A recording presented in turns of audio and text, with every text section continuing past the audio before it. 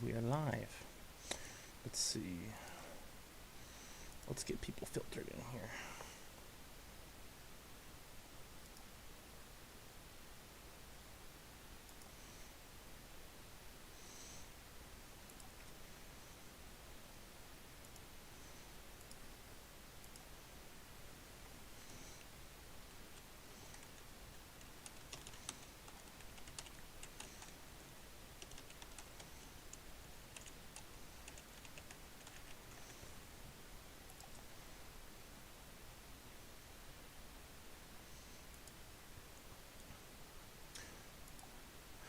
Hey everyone, I know there are going to be some people coming in. This is going to be a discussion about my Folk Filmmaking Manifesto I posted yesterday that kind of blew up on Twitter, and it had a lot of critics and a lot of supporters, and I want to talk about it. I'm going to take these glasses off because they're bothering me. So if you are a fan of folk filmmaking, this is, I would say, a critical live stream to watch today. Um, yeah, I'm gonna be going through sort of the ringer of what happened last night.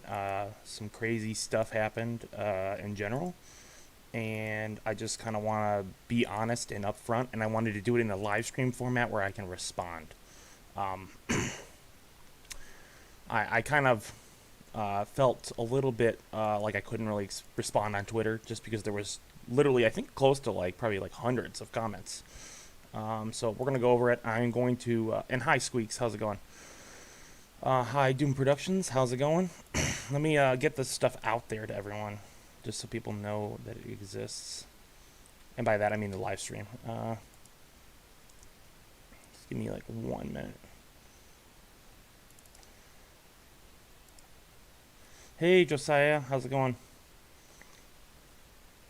So, what I'm going to be doing is I'm a debater. I mean, I grew up as a debater, and so what I'm going to do is just basically piece by piece kind of walk through what I think people's critiques were and where I was coming from and why I wrote the manifesto and why I'm not backing down from supporting what I wrote.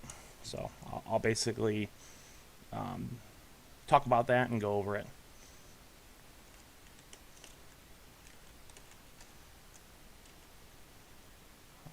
Just give me a minute.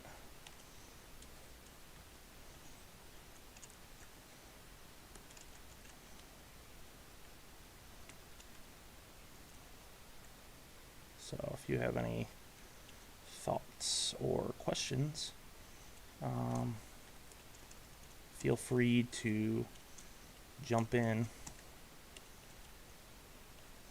and write them down. So I thank you guys for all coming in. Sorry, I'm just going to take me a few minutes to get this all set up.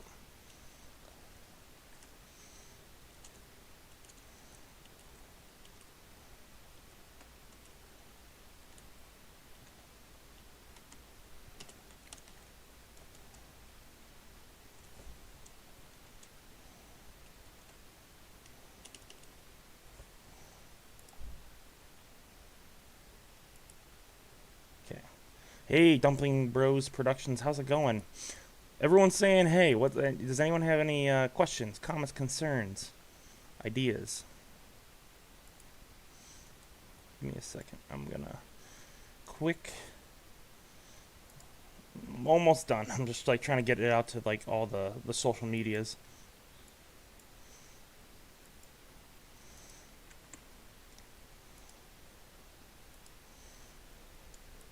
So, just hold on for about like 2 more minutes, and then we'll get into the meat of this discussion.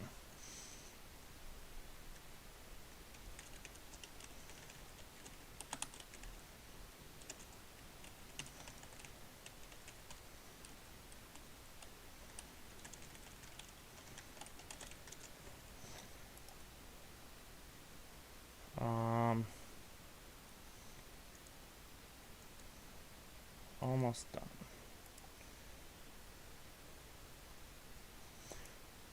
So, what are you guys up to? How are you guys feeling today? As I create all the marketing for this to get it out of there.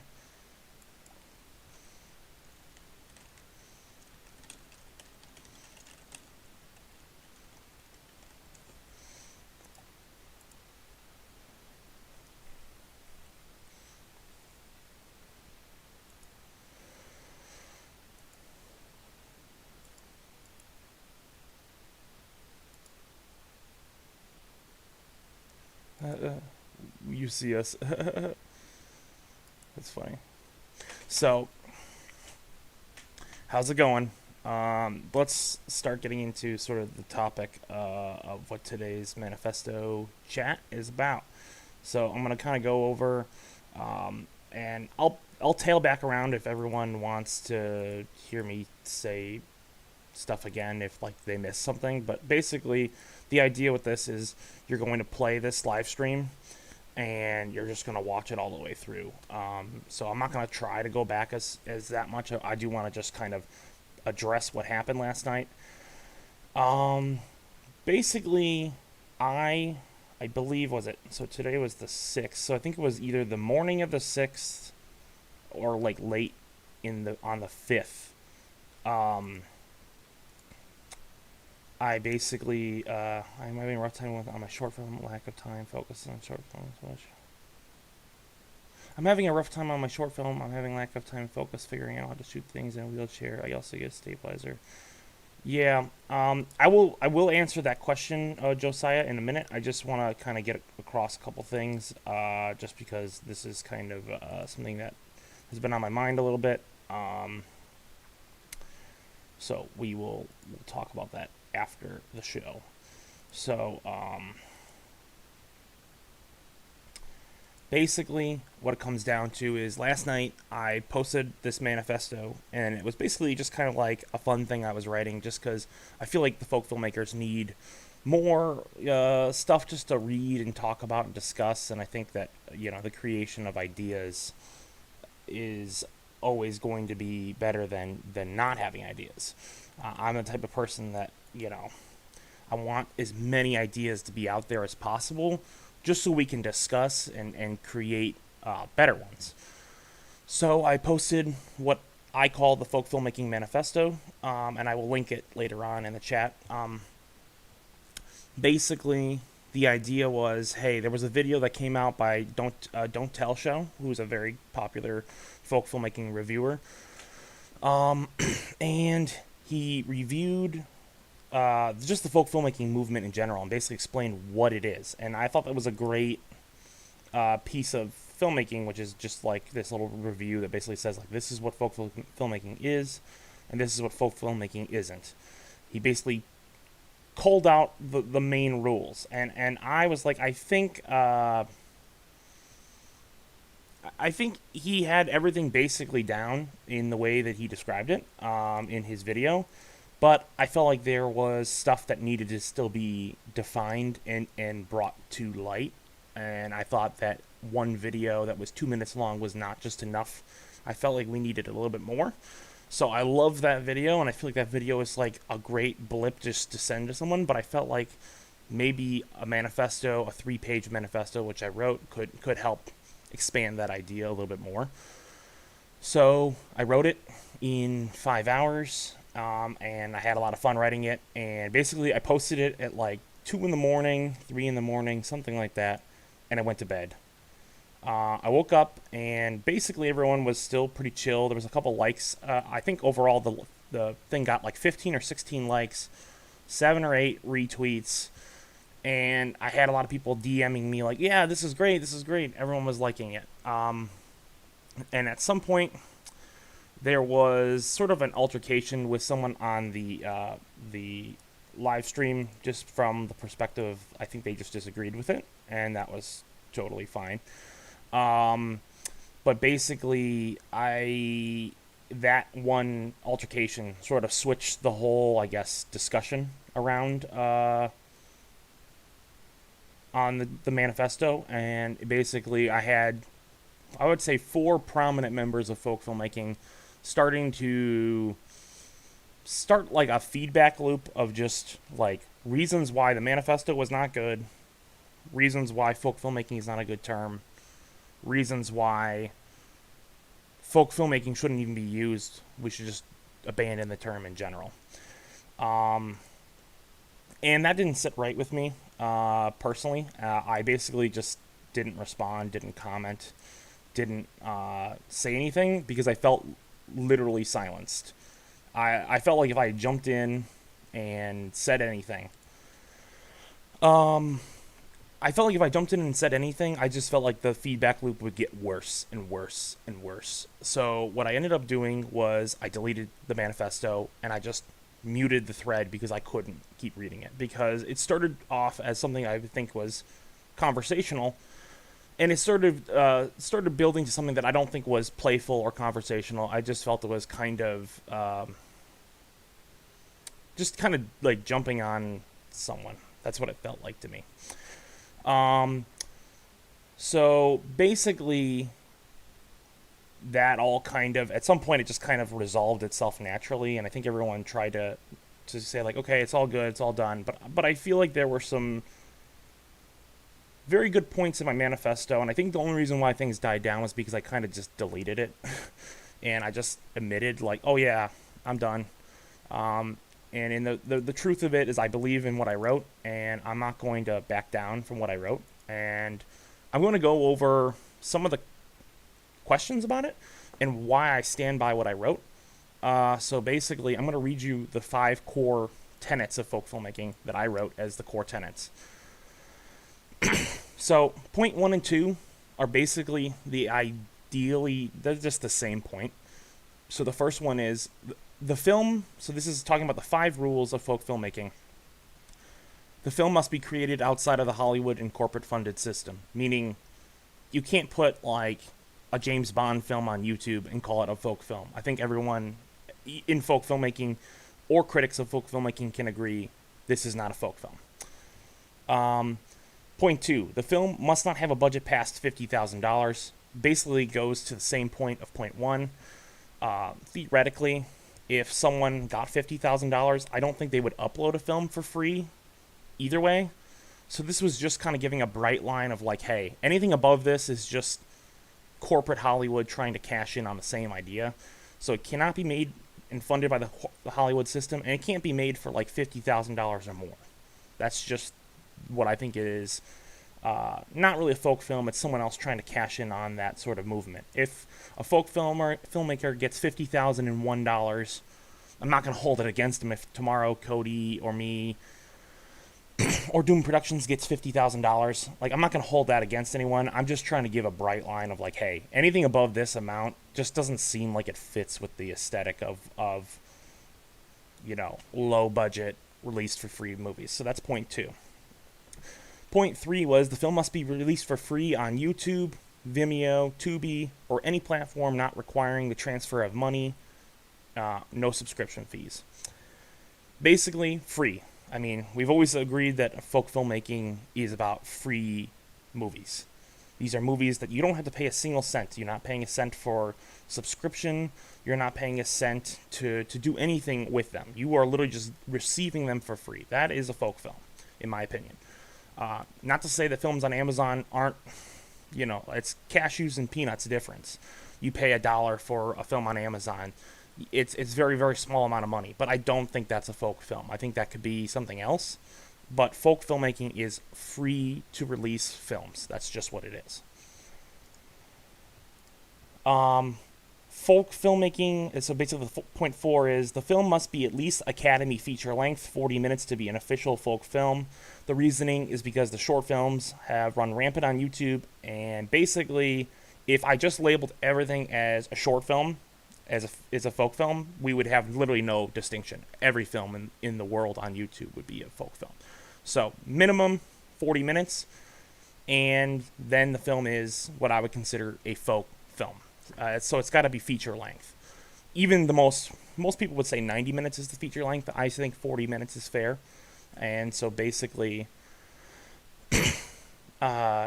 that's what is the most minimum definition of a feature film. And so it basically has to be a free feature film posted on YouTube. That's point 4. And point 5 is you need to provide behind-the-scenes information, content in the most open source way possible.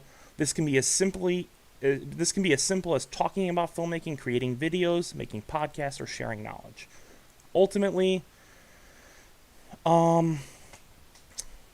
this is probably the most controversial point, and my argument is that the language is worded so vaguely that basically It's just saying you need to spread knowledge. You don't have to spread it on YouTube or on videos. You could literally just be talking to people. You could literally just be interacting with people and just saying, hey, this is how I made this film. That counts for that. So you just need to be spreading the knowledge. You need to be open source and giving that knowledge to other people.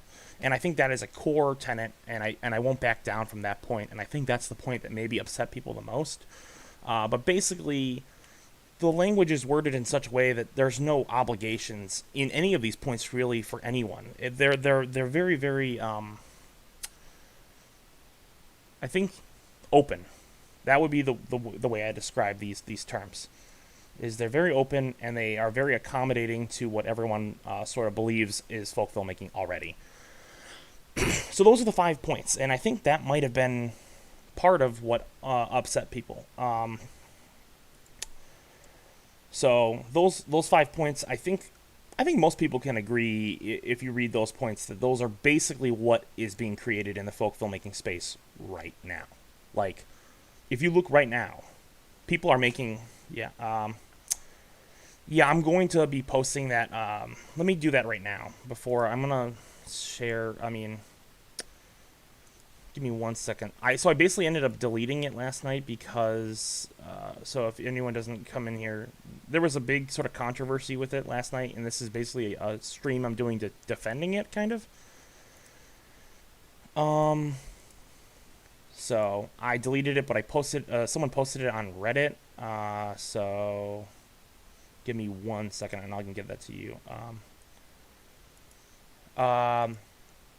So the 5 points that I'll go over those in just literally 1 second.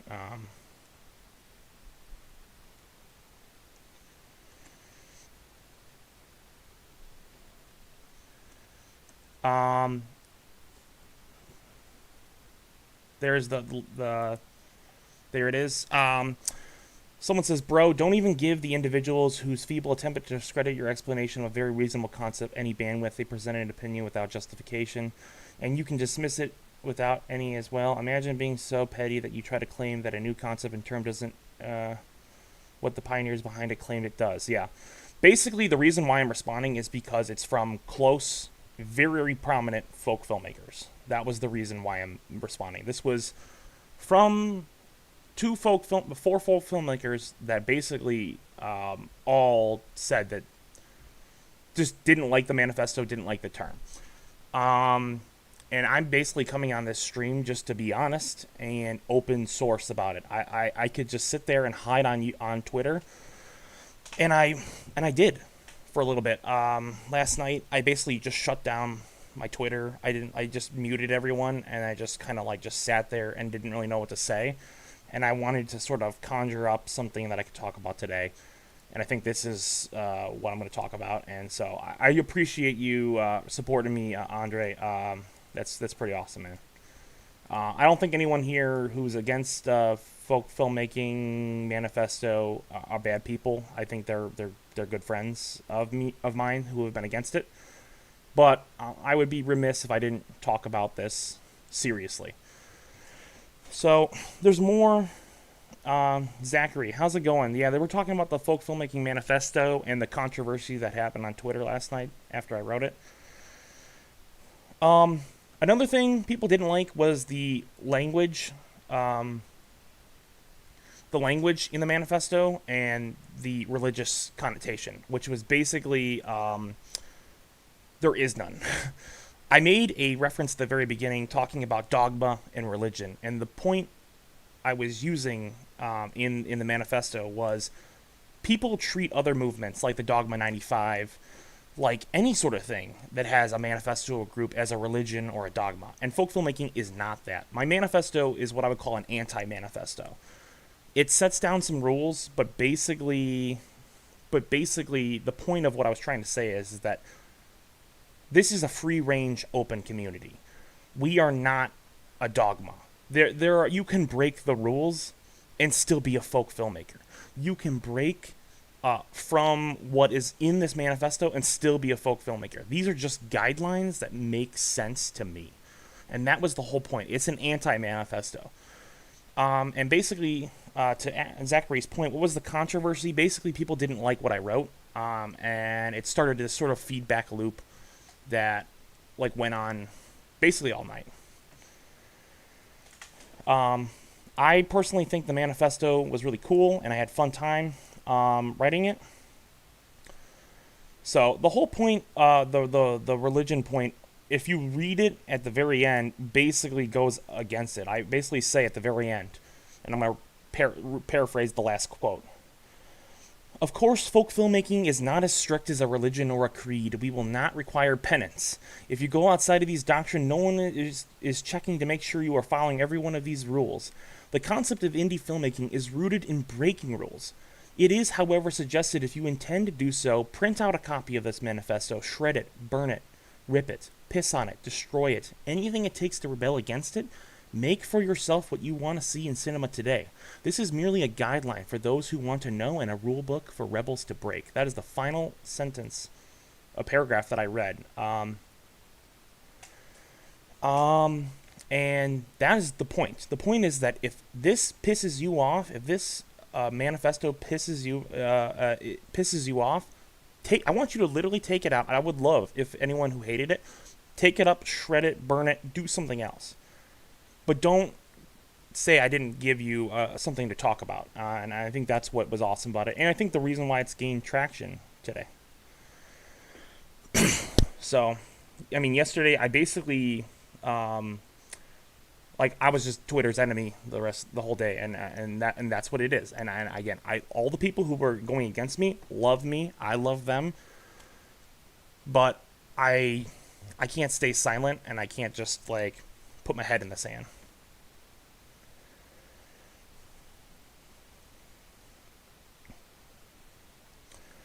Yeah, the problem with anything today is that if you front load stuff so stupids don't overreact to it, you got to be real careful with stuff like that. Yeah, I think that the biggest problem is that I probably front loaded it with too much loaded language, and that might have upset some people. And again, I think anyone who read the full manifesto and read the whole thing got what I was trying to say. And I think, I respect everyone and their ability to want to be their own thing. And if they don't like folk filmmaking, that's fine. This is just a term I use to categorize it. This is the best guideline for any type of filmmaking ever. It's clear and precise while not making itself the Bible of folk filmmaking or allowing rules to be broken. The manifesto is lit. And I think the only reason people would be against it is because they don't necessarily understand it. Yeah, I think that's why I came on this live stream, because I'd rather just be able to literally just ask, people can ask me questions, and I can literally just call in response to them. We don't have to do some sort of thing where oh, we don't like it. I can actually explain my position on it and why I think it's important. So this is just an interesting place. I think we're at a crossroads. We're at a crossroads right now where there is two terms. There's folk filmmaking and truly independent filmmaking. And I like both terms, and I think both terms have merit. But I think there is a specific set of people who want those terms to be at war with each other. One is better, one is worse. Truly independent filmmaking, to me, is a term that is interesting, but has never really come into the zeitgeist of what people are talking about right now. Folk filmmaking definitely has hit some places, but they both mean important, special things, and I like both for different reasons, and I'm going to go into that. Basically, truly independent filmmaking is a term Cody Clark created, and basically the idea of it is that it's basically people who are outside of the Hollywood system making movies, and that is a good term. And then there's folk filmmaking, which is the same thing, but it's more of referring to distribution. It's saying that we should distribute films outside of the system. And I think that's the distinction, is that they don't have to be warring terms. So you can have both, and both can be very, very special and important. To me, I think that folk filmmaking speaks to a very specific movement that is happening right now, that's happening on YouTube, and or in the free space. And ultimately, I think that to abandon a term like folk filmmaking because of a manifesto I wrote, I think is putting the cart before the horse. You're basically, shooting your own foot to spite someone else. I don't really understand what's the difference between folk filmmaking. So truly independent is a term that Cody created. Basically, the bare concept of it is we are true independent filmmakers by making films low budget and outside of the Hollywood system. Folk filmmaking is saying that you are a folk filmmaker if you don't use the system and you also release your films for free. That's the difference. The difference is the for free part. There's other, if you go through the manifesto that I tagged, let me put that at the top before I keep going so people can read the manifesto. I have a manifesto that basically breaks down what is folk filmmaking.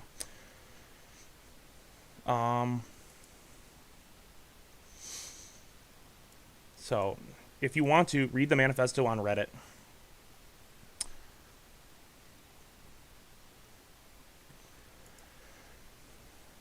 so yeah, the difference is basically folk filmmaking is talking about distribution, and truly independent filmmaking is just talking about people working outside of Hollywood.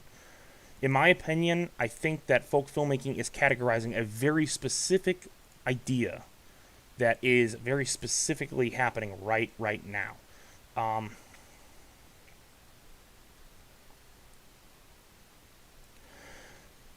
Yes, so that's the point about the short film thing. It's more nuanced than it's more nuanced than even I'm saying. It's not that short filmmakers can't be a folk filmmaker at some point. It's just that if we categorized every short film as a folk film, we would literally, I would spend 2,000 years just collecting all the short films that are on YouTube. There's probably like hundreds of thousands. Whereas free feature films that are made independently, there's only a couple hundred. So there's just no way, if I could categorize all the short films and put them in some sort of movement, it would make sense. But there's really just no way for one human being to categorize all those short films. I do think that there are folk filmmakers who haven't made a feature yet that are folk filmmakers still, and I think that nuance is extremely critical. That being said,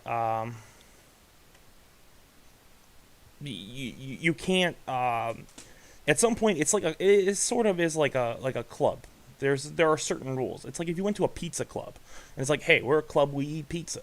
That's our club. And then one day you brought in, let's say garlic bread or something else, and then you're like, yeah, we're gonna eat this instead. Everyone will be like, no, we're the pizza club. It's like these are general ideas that folk filmmaking believes in. And if you don't like those terms and you don't like those things, then it's okay to not be a folk filmmaker. You don't have to be. But let's not throw the baby out with the bathwater, is what I'm trying to say. Let's see what he said. Honestly, the biggest thing I agree with in the manifesto is that one about corporations can't exactly be folk filmmaking when big-time companies is breathing down your neck constantly. Yeah. Yeah, and I think that's an important distinction, is saying that corporations cannot be folk filmmaking, and I think the $50,000 bright line is just there to protect the movement from being pilfered by another sort of garlic bread belongs at every pizzeria, Dan. The point again, that was probably a bad use of food analogies. Despite me being the weight I am, that was a terrible analogy. It would be like bringing, I don't know, just some sort of food that's like the exact opposite. The biggest concept is it's an economic concept. Yeah, I know. Um, from reading them, it's an economic concept. It's more of a distribution concept. So it does revolve around like certain things not being. What I'm afraid of is that a big corporation seeing this idea and then basically taking it and saying like, this is our idea now. So it's so like, hey, Hollywood can't come in here. Hollywood can't spend $50,000 to $100,000 and slide in and steal the concept. Um, the funny thing, the garlic bread analogy sucks. We all agree. um, yeah, so that's basically. So I think it's an economic and distribution concept. The value in the manifesto is that there isn't anything like it before to define the category specifically.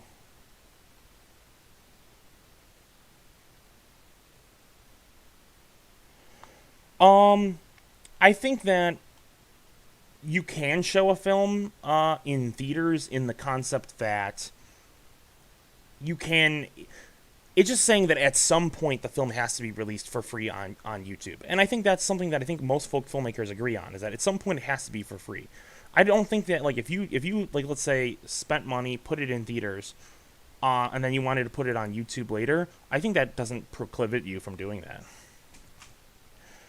We have to. The value in your manifesto is that there wasn't anything like it before to define this category specifically. Your manifesto offers a formalized set of guidelines for consideration. We have to start somewhere, and your manifesto accomplishes this by giving us a square one and to suggest framework to work within that always can be refined and tweaked. Yes, I agree. That's basically the whole point. And again, when I say I wrote this in one night, I did write it in one night, and so there might be things that are going to be tweaked and changed. No, John, this is not a misunderstanding thing. This is like, hey, you guys are helping me develop this. This is why it's open source. This is a huge thing. Um, this is a huge thing to talk about, and I think that's why I like being open source. That's why one of the points is about open source knowledge, because we can all develop this idea together, and that's what's powerful. Which of the folk films do you think is the best looking folk film? Um, let's see. Let me go through that. That's a very good question. So I'm gonna quick answer that, and then my favorite looking. I'll give you maybe like a handful of folk films that I think are the best looking. Um, I'm gonna throw in one of my films just because I do like Chlorine. I think Joel. I didn't shoot it, so Joel shot it. Chlorine, I think, is really great. I think Joel Haver's Forget About Everything for a While might be my favorite looking folk film. I love the tropic setting. Trying to think of any other ones. Lance Carasty's Hell, I really think it has a beautiful look to it. It's got a very unique aesthetic. Um, yeah, I think those are great examples of good films that look really good. I'm trying to think. I think RC Films Seventh has a very unique. It's a VHS sort of aesthetic, but it really pulls it off well. And then Doom Productions Video Carnage, which is out now. You can check it out. Those are all beautiful looking folk films. One thing I wish the document had is referring to the 7 minute rule, which limits the usage of CGI in films to 7 minutes. Yeah, I don't know if I have any specific preference on CGI usage. Where does that 7 minute rule come from, John? I just have an idea about about. I love the manifesto because it personifies every reason why I became a folk filmmaker. The whole thing speaks to me on a personal level and makes me even more happy to be here. Thank you. I appreciate that, Phantom Films. Pretend That You Love Me is my favorite looking. So many beautiful shots. My favorite would be when Joel and his date are standing on opposite sides of the stairs. Oh, yeah, that's a great movie, too. I like his Forget About Everything for a While a little bit more in terms of visuals, but they're both so solid. Joel. The funny thing is, Joel likes to downplay his visual prowess, but like Joel is like a talented visual artist. Like Joel Haver is a very talented visual artist, and I feel like we never hear enough about him like being a good cinematographer. So I really like Joel's cinematography work. That's what I was gonna say. I made it up because of Jurassic Park's best CGI and only need 7 minutes of. Yeah, I don't think there would be any sort of reason to put that in there because like I have no idea like what would count as CGI. I think that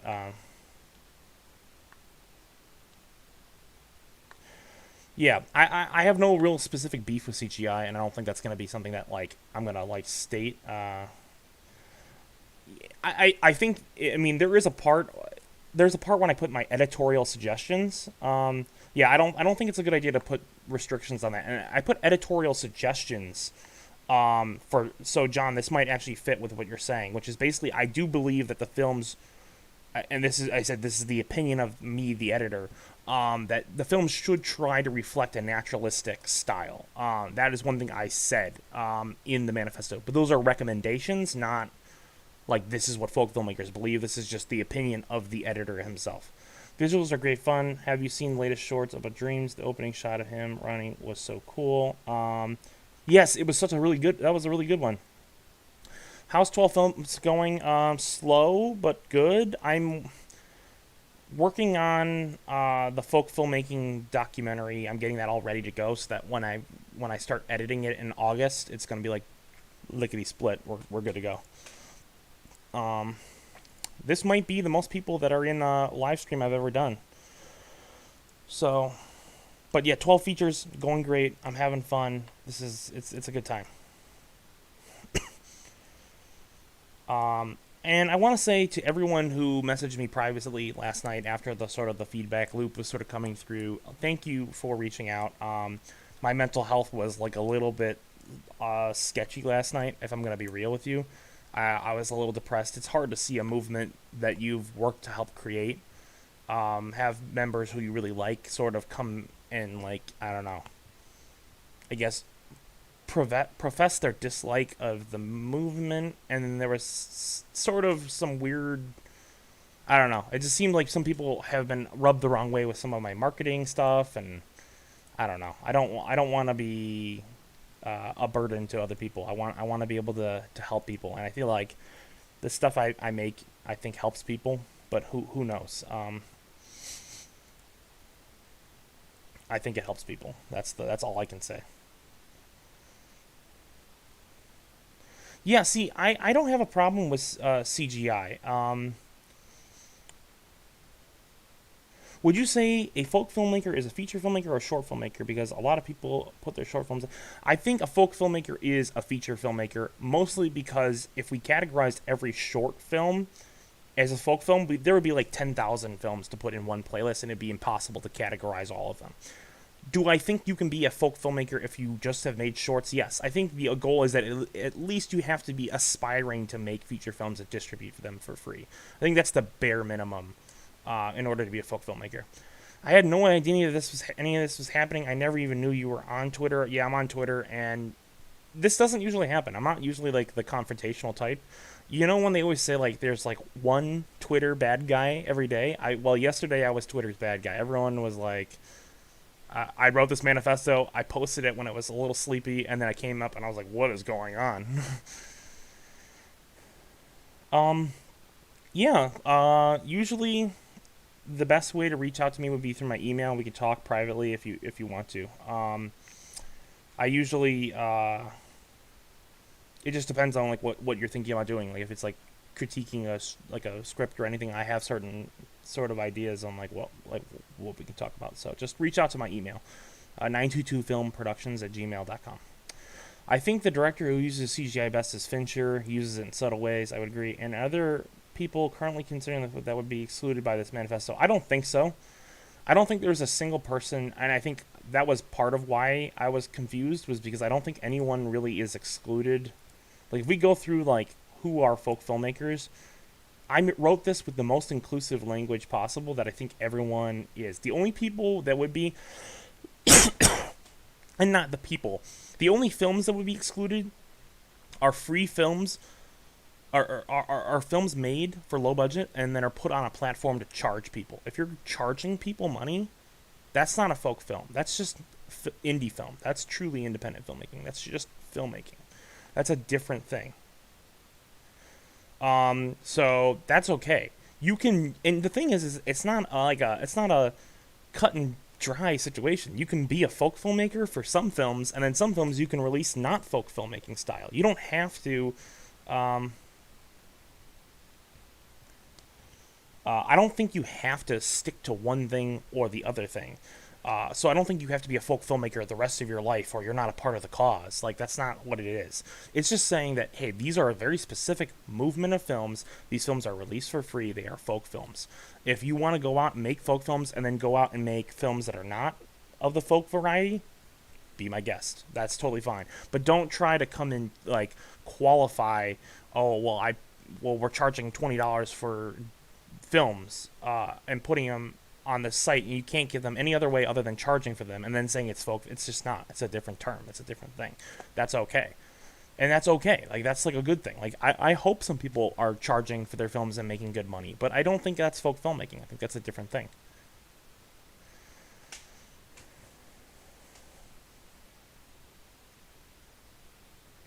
I've noticed something while watching feature films that my brain was constantly wanting to check the other video out.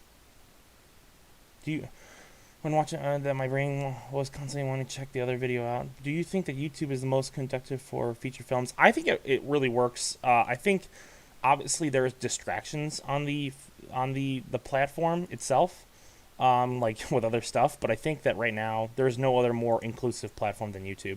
I feel like the thing about focus on features isn't necessarily inclusion, but that it could lead to a fetishization of the length, similar to Raucous and LPs in the 70s, long for long's sake. Yeah, that's why I think I used 40 minutes, which is a very, very short length. I don't think that you should be forcing every film to be a folk film. I think that's a bad thing. I don't think you should just be like, well, we have to make it 40 minutes to appeal. That's why I said the rules can be broken at the end of this thing. It's not like a film I'm working on currently right now is like at 39 minutes, whatever. If it doesn't meet the exact definition of folk filmmaking, I'm not going to sweat it. I'm just going to post the film and not even think about it. So this is not like some specific, like, oh my gosh, it's down to 30 seconds. If Dan doesn't add 30 seconds, it's not a folk film. I don't think that we should think of it that way. This is just a healthy guideline that sort of allows people to go along with certain general ideas. But that's different than folk music, which I think most people consider music equivalent, but folk music has been historically a part of commerce as well. I'm not on Twitter either, but I'm a little confused by the controversy. Not being a folk filmmaker doesn't equal not being a filmmaker in general, so why are people mad about the rules? Yeah, I don't really... It was a very strange conversation, and I don't think everyone was 100% sure what was going on. Like, I sure wasn't. And I was kind of blindsided yesterday, so that's why I decided to do the stream, because I feel like that's the only fair thing, is to just get on the stream and just talk open source. That's the whole point of being a folk filmmaker. Let me link you my 922filmproductions@gmail.com. That's my email. This is a very specific situation. Unsound by Darius Britt was originally looking for distribution, but then was released on YouTube. I think Darius Britt is in the folk filmmaking movement. I believe he shot the film for under 50. I believe he also has only distributed it through YouTube, even if he didn't.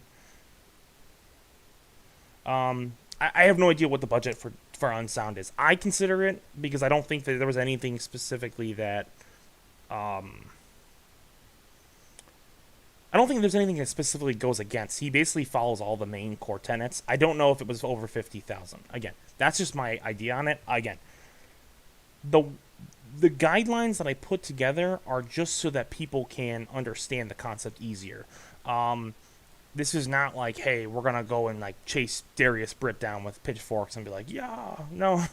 It's like, but I agree. I think that I personally think he's a folk filmmaker, and I put him in there because I do think that I would say he's definitely one of like the core people that kind of came up with like sort of like putting films on YouTube can actually kind of work. He's kind of where I came up with that. Like I saw it and I was like, wait, that might be not a bad idea to release stuff on YouTube. You know, do I think that there's always, maybe his budget was like 200,000? I have no idea. I don't think it was. I thought it was like under like 25 or something, but I could be wrong. I have no idea. That's probably like one of the few examples where like it's pushing it in terms of like the money stuff. But again, I'm not like, this is not cut and dry. Every example, it was under for 50K for sure. Yeah, I'm pretty sure.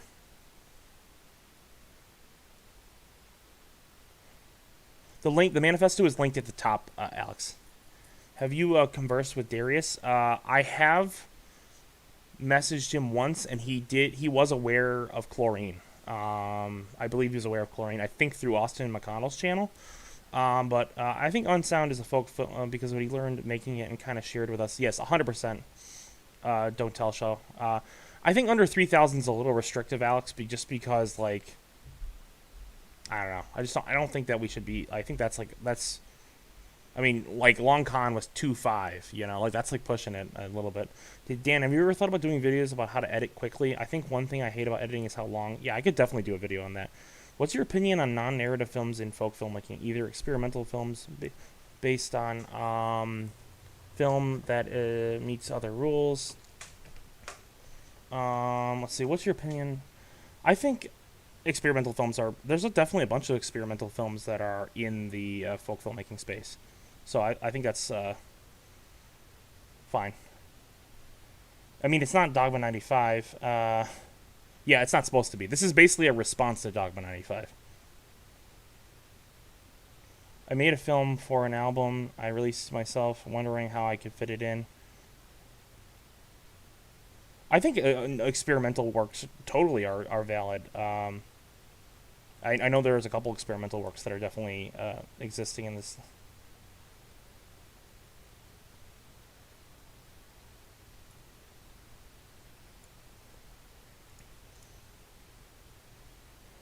Let's see. I feel like the inclusion of actual money value, number two, 50K, in a way is self-defeating. If you want a filmmaking framework that doesn't involve money, why include money as one of the tenets? It was just trying to show, like, hey, this is a number above this that I would consider people are using it as a way to exploit the movement. That's just my thought on it. I can understand why. That's why I did it. Again, I can understand why people dislike that idea, though. Dogma 95 is the greatest film movement, in my opinion. It's definitely the most well-known. I would agree. I think that folk filmmaking can be kind of a weird call in response to that, though. Um, the June 23rd will be the release of the start to finish of Unsound. What do you expect to see? What are you expecting to see? Is there some sort of excitement? I'm excited. I think it's always good. I'm my biggest thing is I hope Darius will kind of move on from Unsound and work on other films. I feel like I don't know if this film was necessarily needed because I feel like the first documentary was so great, but maybe this is going to have some sort of deeper experience that the other one didn't have. I don't know, but I love Darius and I'm excited. That's basically like my condensed thoughts. Um, and then we had. I think this live stream is clarifying a lot of stuff that wasn't super clear yesterday, so I appreciate that, man. Yeah, again, that's one of the reasons why I did this live stream. I debated for like the last 25 minutes before the stream. I was debating whether or not I should even do the stream or not, and I decided that the reason to do it was that if it helps clarify at least two or three of my points, then I think it makes this a lot easier. And I think that ultimately, this is not some gatekeeping experiment. This is not like, hey, I'm gonna like try to like keep. I'm not trying to keep one guy out and the other guy. I'm trying to just give general guidelines. I think money is very important because then it will become like indie films where it becomes hijacked by bigger films that happen to be Sundance mid 90s. Yeah, I think Alex is on to what I was trying to say, which is basically I'm afraid of like an A24 type thing. Not right now. 5 years, 10 years down the line, when this becomes more of a movement, hijacking this and then saying, "Oh yeah, we've always been along on the ride." That's a very common thing that happens. Is something small happens and then a Hollywood or a bigger producer comes in, hijacks it, and then steals it for their own themselves. And I feel like without some sort of bright line of like how much money can be spent on a folk film, I think what ends up happening is you are just leaving that wide open for people to come in and just kind of usurp the attention. So that's my reasoning. Again, like I said, if tomorrow Joel Haver got $50,000 to make a feature film, I'm not gonna like not put him in the playlist. That's like not the type of guy I am, and I'm not gonna be that way. If Caleb from RC Films got $50,000 to make the next not so amazing film, I'm not gonna be like, yo, dude, you can't do that. That's not the type of guy I am. That's not the type. The only reason why I'm making this playlist is just to give people small guidelines. Give me 1 second. I gotta type something.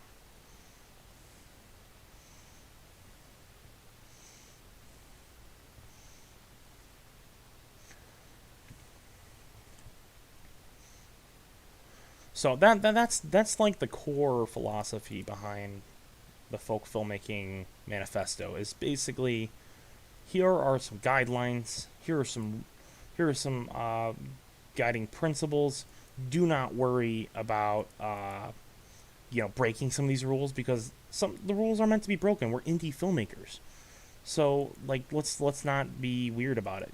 Like, in my opinion, if we're gonna try to take this to a war of like what term is best, we're gonna lose. That is how we lose to Hollywood, is if we start like trying to take truly independent and folk filmmaking and pit them against each other. That's a losing strategy, and I will not be participating in that losing strategy.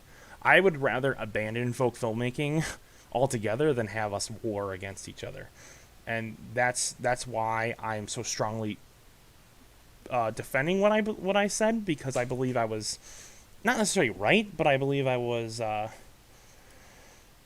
felt like I had something to say, and I don't think it's fair that I don't feel like I felt a little bit pressured to delete what I wrote, and I also felt pressured for people to say that I had to revise it when I didn't really feel it needed to be maybe revised. I just felt like it needed to be explained better. As things go on, will I maybe revise it? Sure, but I don't think I should feel pressured to revise it. And there was a few people in the thing that was kind of saying like, oh, you should revise this, and I feel it's only been out for like literally 1 day. It's like I don't know if I need to revise it right now. Like maybe down the line, but like right this minute, I felt pretty comfortable with what I wrote. And I feel like folk filmmaking is a space where everyone broke the dogma rules. Radical filmmaking includes radical rule breaking. Yes, that's exactly a very great point. Is that most of the dogma, they had way more strict rules, and most of the dogma filmmakers broke the rules and still were considered dogma filmmakers. That was the whole connection point that I was trying to make. And I think there should be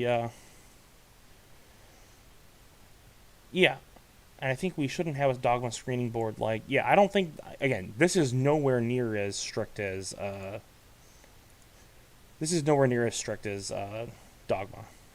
Like, this is like, dogma was like a specific, very specific idea, and this is not that.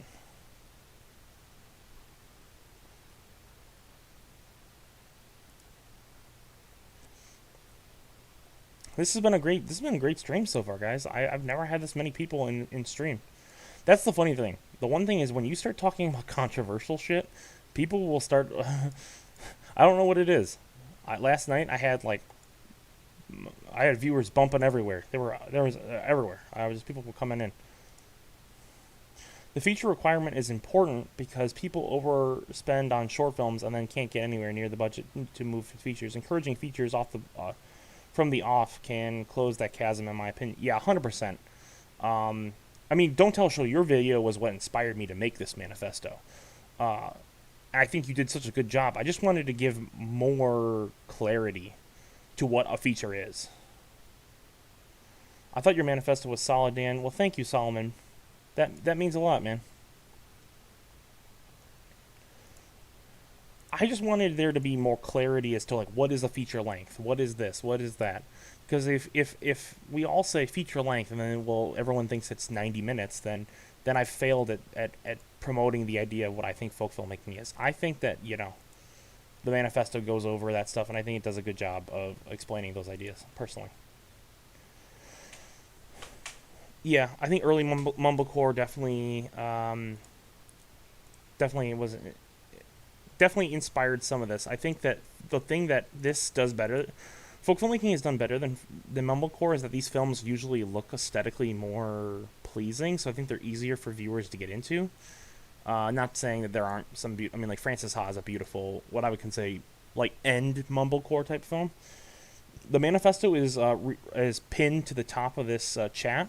You can find it. I can, if you can't see it, I can post it again. So just comment if you can't see it. But it should be pinned to the top of the chat. It's on Reddit. Um,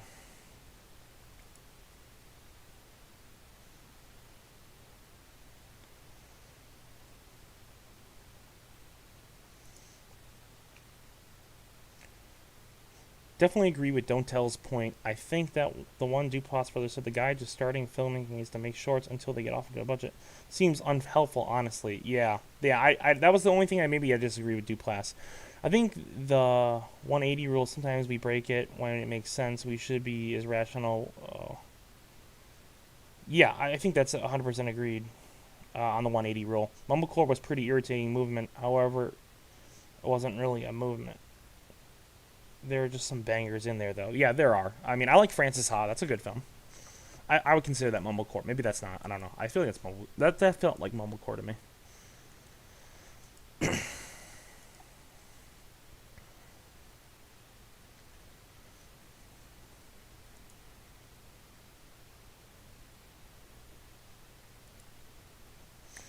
But yeah, this is what folk filmmaking is. And I know there are going to be people who will stop using the term after today. There are a few people who don't like the term and they just don't like the concept.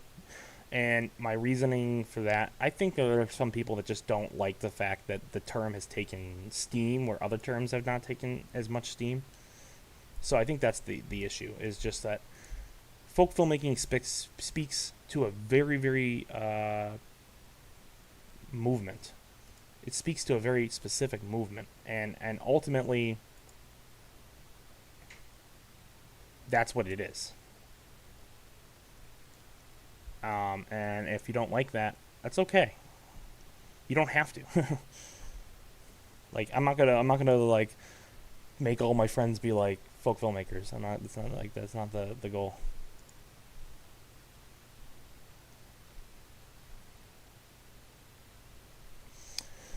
So it's understandable though. I get it. Does anyone have any questions? That's a good one.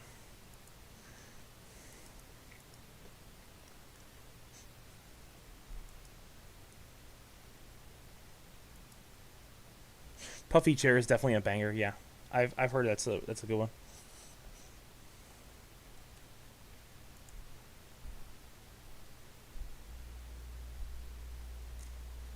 I guess the yeah. So just bring in your folk filmmaking questions. Let's dive in. Let's jump in.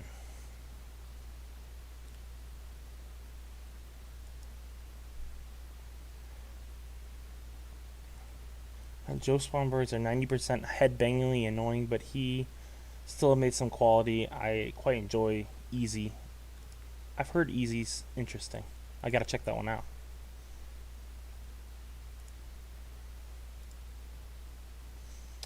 But Joe Swanberg's a cool guy. I know Joe Swanberg is aware of some of the folk films. Like, I actually know he is aware of some of the folk films through certain things. If a filmmaker does if a filmmaker does a festival run and sells DVDs and puts it on YouTube, would they be a folk filmmaker? Caleb Robinson said to me. Yeah, I think that would still count. I think that you can make money off of doing your films. I just think that you have to have a free avenue for people to I think that there needs to be a free avenue for people to watch your film to be a folk filmmaker. I think you can make DVDs, and I think you can do festival runs. Do I think that going to a festival run is a good thing? No, I disagree. And that's just something where me and Caleb I think just disagree on. I think festivals are a waste of time, and that's just my opinion. That doesn't really have anything to do with folk filmmaking. As long as you release your film for free at some point, I would consider it a folk film. Computer Chess was the best thing to come out of Mumblecore. Has anyone seen? I have seen it. It's a good film. Gotta love Computer Chess. Bloody top tier film. Mate, that film bangs so hard. I gotta check it out then. I think you were talking about what is a good film. You said Easy. That was the one you were saying that is really good.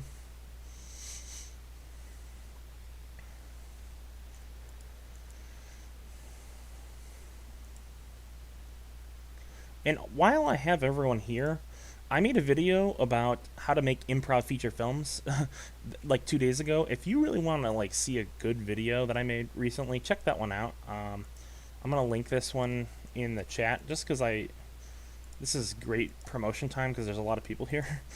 Might as well. Just I know some of you guys probably never saw it, so let's make sure this is the right thing before I send you guys something else. There we go. Some horror film channels hold fundraisers during the premiere of films. And does that violate the spirit of folk filmmaking? Again, I think that's donations, so that doesn't really violate it to me. I think that's a little weird to like hold donations during it, but like I don't have any affliction to that. Do you think this opportunity to self-distribute through YouTube will be closed off eventually? If so, no, I don't think it will be. I think anyone who thinks that is misunderstanding what YouTube is. YouTube is a platform that is ingrained in culture. You can't just pull it out. So everyone who comes at me and says, self-distributing YouTube is going to die, maybe it won't be as valid down the line.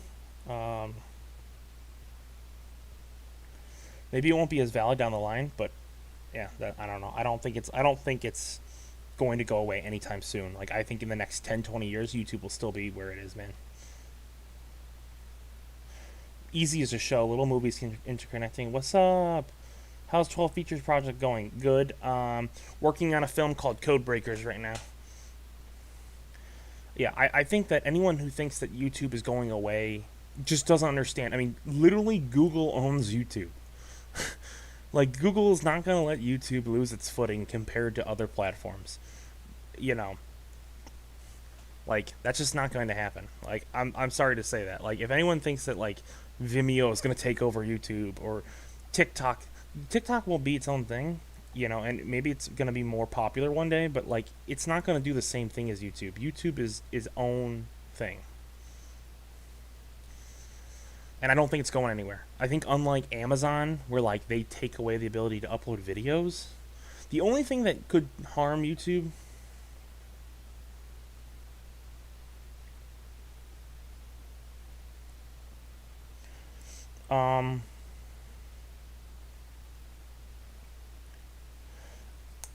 I don't think there's any problem with going to theaters. I just don't know, how do you get an indie film into theaters that doesn't cost you like oodles of money? Folk filmmaking is just saying that, hey, this is what we're doing in terms of online distribution. It's not stopping anyone from going out and making a feature film and putting it into theaters. I almost put Long Con into theaters. There was a theater I wanted to premiere the film at, and I was going to do that. I don't think that stops me from being a folk filmmaker.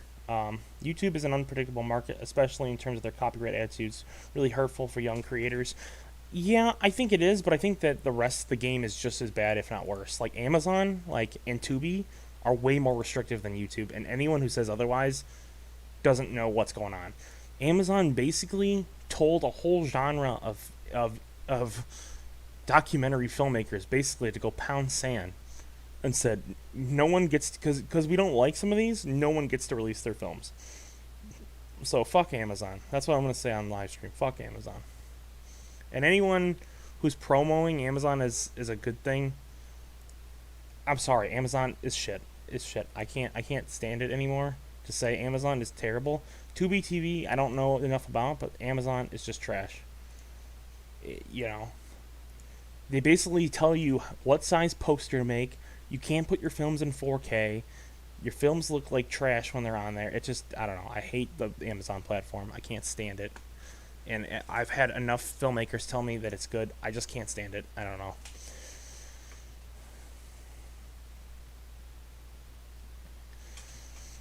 And Amazon in general has some very sus stuff going on in the world right now. So I'm just not a big fan of Amazon. So I'm making a very clear, bright line. I will never support Amazon.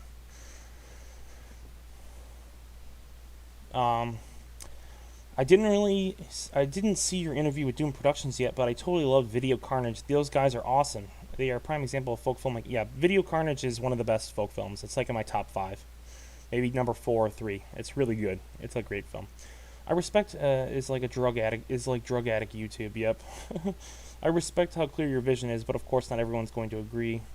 Tubi's a lot harder to find audience. It's not on smart TVs. I think some have it, but not on my TV. Yeah, I love the Amazon is like drug addict YouTube. That's such a like a funny idea.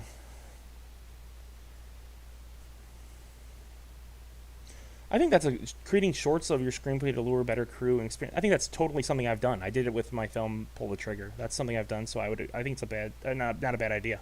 That's a good idea. Amazon is the worst place to screen your film.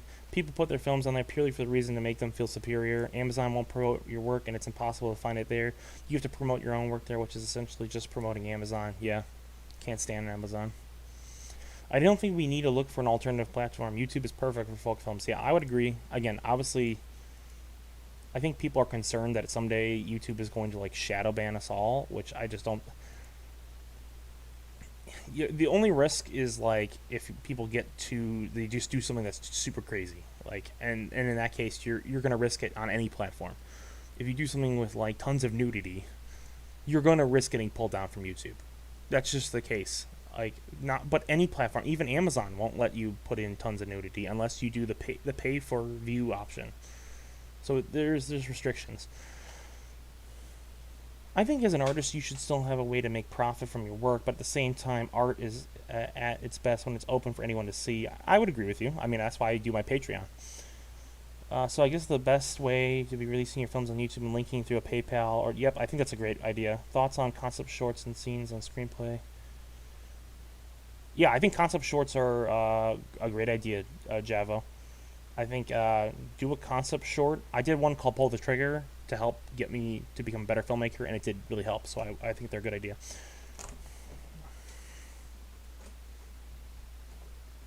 That's what Damien Chazelle did to Whiplash. The short is essentially the same scene from the movie. Definitely a good approach. Yeah, I have seen the short. The short is good. It's funny like how similar and then weirdly different it is.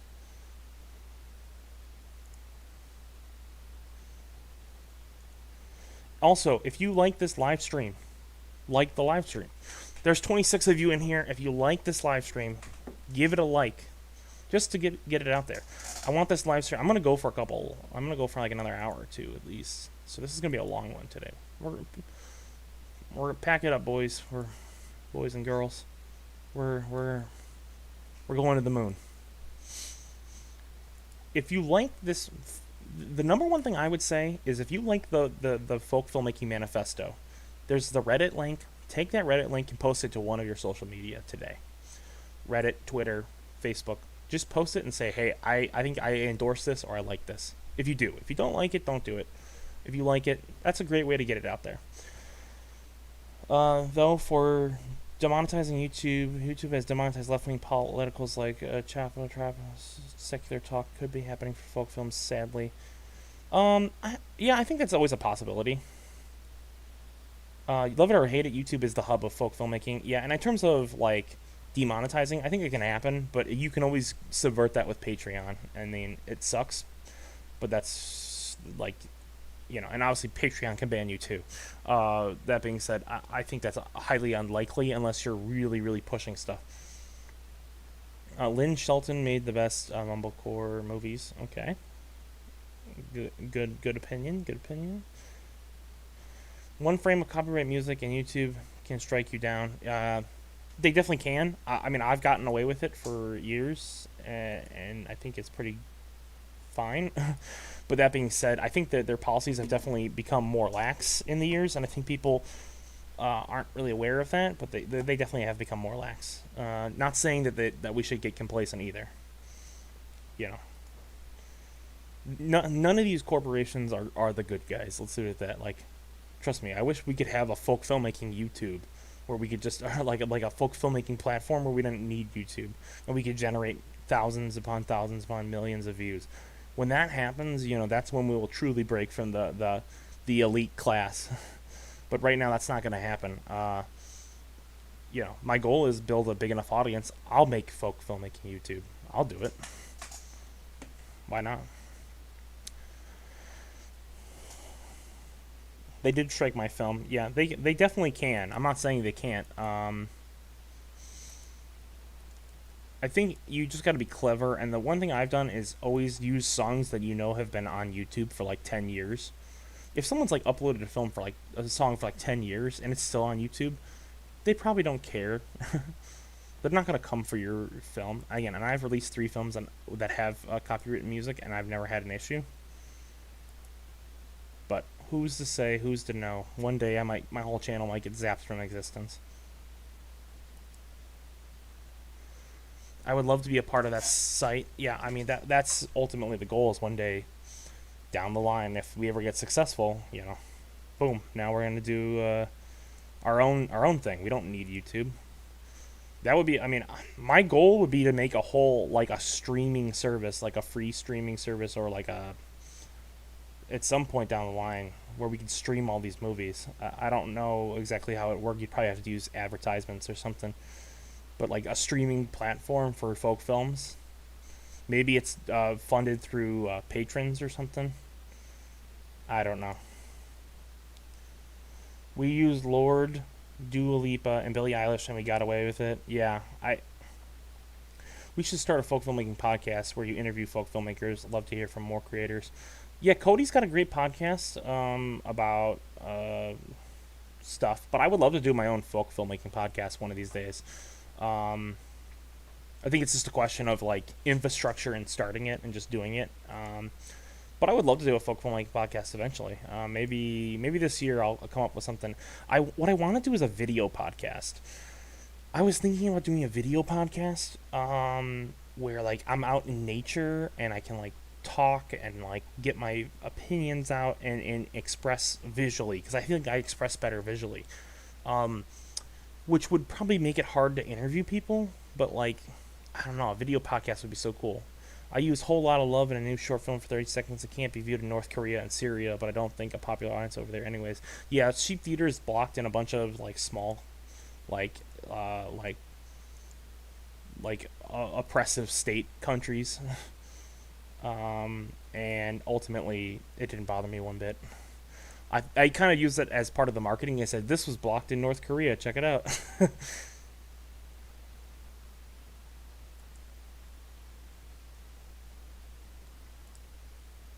Filmmaker Hangouts. That's another great one. I made a great podcast with Caleb recently. I'm going to be doing something with Caleb and hopefully some other people in the future of him. Yeah, Caleb's a great guy. I like Caleb. That's cool. I like to see what's up. Hey, all the cool kids are here. Filmmaker Hangouts. Thoughts on concept shorts? I think this is the third time you've asked this question, or maybe it keeps coming in. But yeah, I like concept shorts. As I said earlier, I like concept shorts. I think that they're a good way to build to a feature.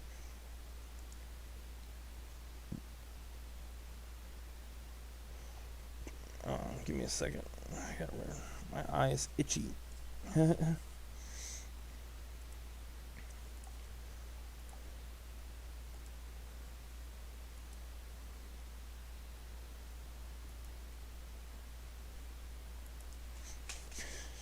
Video podcasts. Yes. Cody's podcast is great. His films are a little tough to love for me, but Bed is pretty good. Can't lie. Pretty outstanding film. Yeah, I like Bed. What's up, Alex Dispoto? We're talking about the controversy that happened yesterday. I know for certain you saw that going down. One of my dreams is to be on an episode of Filmmaker Hangouts. Twitter was just crazy yesterday, just in general. It was just crazy. I think everyone needed when like everyone just needs like a good like nap, and I felt like I needed that too. And I got a great nap. I got a great nap, and things are so much clearer after a nap. It's such a weird. You're like, oh man, you feel like the world's ending, and then you take a nap, and you're like, oh, it's so much better. It's fine. I just needed to sleep. That's all you need to do. One of my dreams is to be on an episode of Filmmaker Hangouts Phantom Films. Well, Doom Productions is right there. Should call them up. I love Filmmaker Hangouts. I think Filmmaker Hangouts are great. But yeah, video podcast would be my dream. I I was actually thinking about. I've been watching this one video podcaster that did a podcast with Joel Haver, and it was really well produced. James Samuels, love what you are doing. I always imagine a YouTube to be the best place for filmmakers. I'm a stand-up, been kind of and taking a book out of your playbook. Any tips for smaller YouTubers who produce skits? Biggest thing, I'm not very good with skits, but the biggest thing is consistency. Stick with it. Stay on a schedule. If you say you're going to release a skit a week, release a skit a week. If you're going to release 2 skits a week, release 2 skits a week. If you're going to release 3, do 3. Because people love repetition, and they want a pattern that they can follow. So I think the biggest thing is getting into a groove, and a pattern is the number one most critical thing in order for people to like want to follow your shorts, and it helps you get better as a creator, I think. So those would be my simple stupid advice.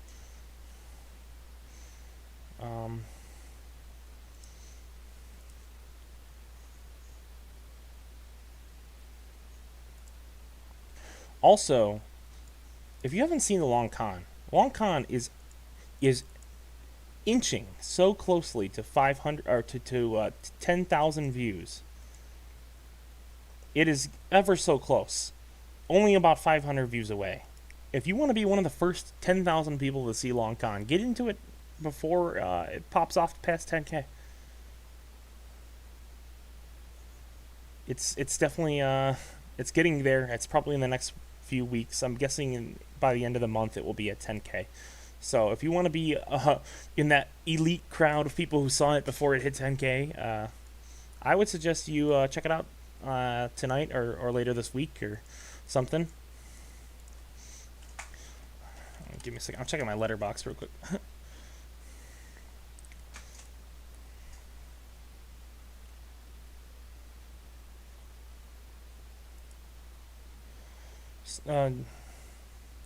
Doom Productions, seriously, there is a chance I could come on Filmmaking Hangouts. We'd love to hang out with. Would love to hang out with y'all. See, we're bringing people together.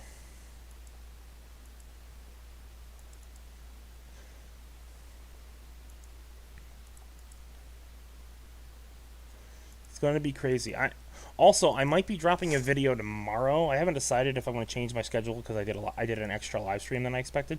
The Long Con was my favorite film of yours so far. If anyone hasn't seen it yet, get on it. Also, Alex Despodo, if you ever get a chance to review, I know you have a Letterbox. If you could review it on Letterbox, that would be like so clutch, dude. I know you said you were going to review it one of these days. It just would be super clutch because I know you really like the film. I'm trying to get more positive reviews on that film if people like it. It did good. It did get tons of positive reviews, but it's always good to have more positive reviews. Let's see. Just got a new rating for Chlorine, 4 stars out of 5. Ooh, a new Long Con rating is probably gonna be low. 3.5.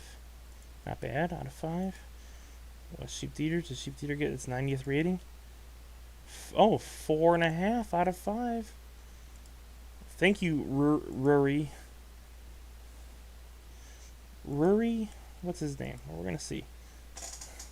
Rory 2 just gave Sheep Theater a 4.5 out of 5. That's pretty awesome. Phantom Films, DM us on Twitter. Yeah. See, now we're bringing people together. But yeah, Sheep Theater just hit 90 ratings, almost to 100 ratings on Letterboxd. That's the game. I would love to see Long Con, but my procrastination is on another level. You gotta watch Long Con, man. It's worth it. It's worth the watch. You gotta watch it before it comes out on. I'm gonna be doing a documentary about it. You gotta watch it before it comes out on the documentary or you won't be able to understand anything that's happening in there. I'm just kind of joshing around as well, just so everyone knows. Watch it, don't watch it. It's totally cool.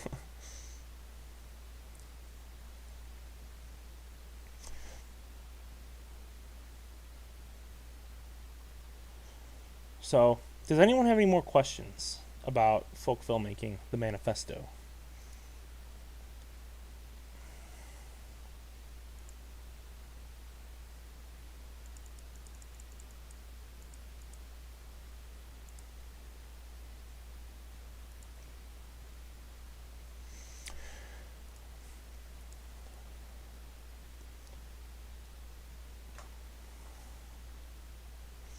The Folk Filmmaking Manifesto, definitely going to be an interesting to look back on this a couple years from now. I'm glad that I'm sticking to my guns and explaining it rather than trying to like hide it. I think that's the number one thing that I feel good about with this live stream was like, hey, I'm not gonna sit here and like hide in the grass and like and and pretend like that I didn't write this and I support what I wrote. You know what I mean? Like that's ultimately what makes me happy. Is that like I'm gonna um yeah, let me what was your can you restate your question, Josiah? I think your question was something about short films and then you were saying stabilizer. Can you just rephrase the question? I can't see it in chat. That's the only reason why I would go back. I just want to make sure I get the question correct.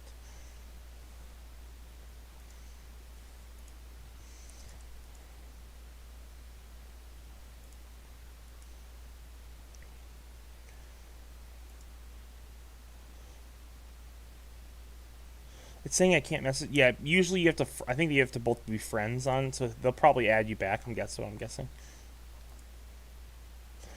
Um, Doomed Productions.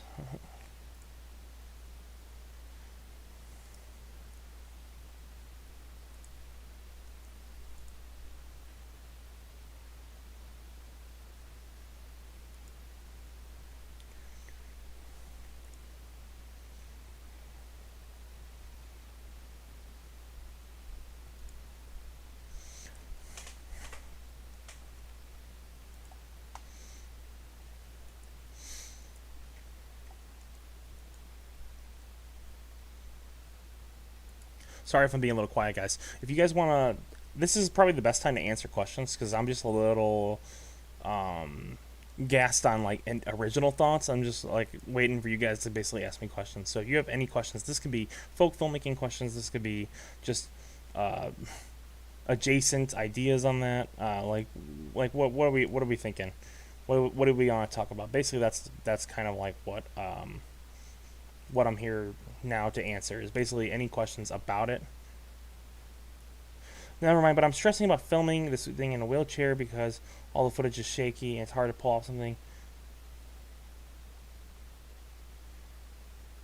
Yeah, I think that the best thing you can do, maybe try to use tripod. That could be the only thing I could think of to reframe, recontextualize, or frame your idea through a tripod. Maybe the character is in a wheelchair, or maybe the character is filming from the perspective of a wheelchair, and so he needs to use a tripod or something like that. Recontextualize the idea to use something that can make it more stable. That would be my only suggestion. But I don't know enough about the idea to know like what is needed or not needed. But that would be my idea: is recontextualize your idea so that it uses tripod shots. That might be a powerful tool.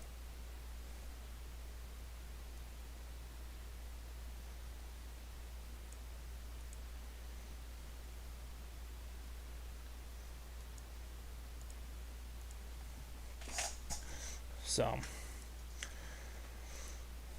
what do you think Halloween 1978 would have looked like as a folk film? It would have probably just been a lot lower budget. I mean, I don't think there's anything in that film that's not doable today. Like, low budget. Like, I could go out and make, not obviously won't be as good because Carpenter is a genius. But that being said, like, there's nothing realistically that difficult. It's just a guy in a mask with a knife. There's not like anything that's like, oh, that's impossible. Like if you really think about it, it's actually probably one of the more accessible mainstream films that you could easily do as a folk film now. It's a slasher genre.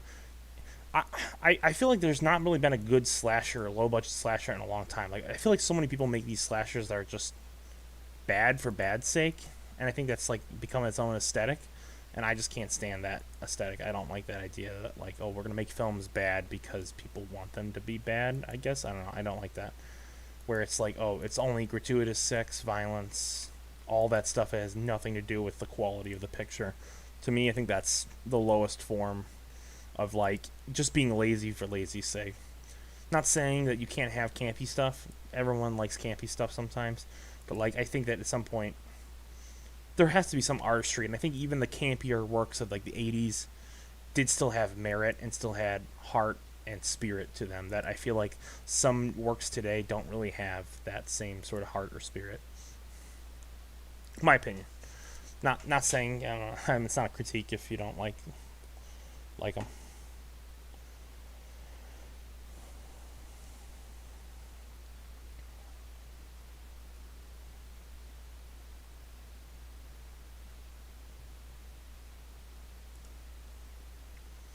Okay, that's actually helpful. It's the idea that I told you about the first person. Yeah, so maybe the character is stuck in a certain location and he can't move, or he's feeling like immobile. You can use a tripod shot to convey that idea or something like that. Might be a good idea. I don't know.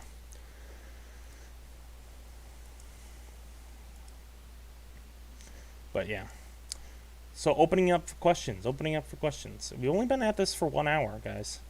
I got a lot of juice left, man. I could talk a lot more about folk filmmaking.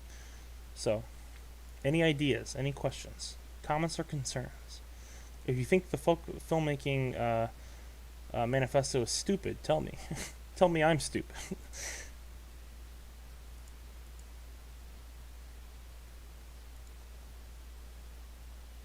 Freddy's Dead. I haven't seen that.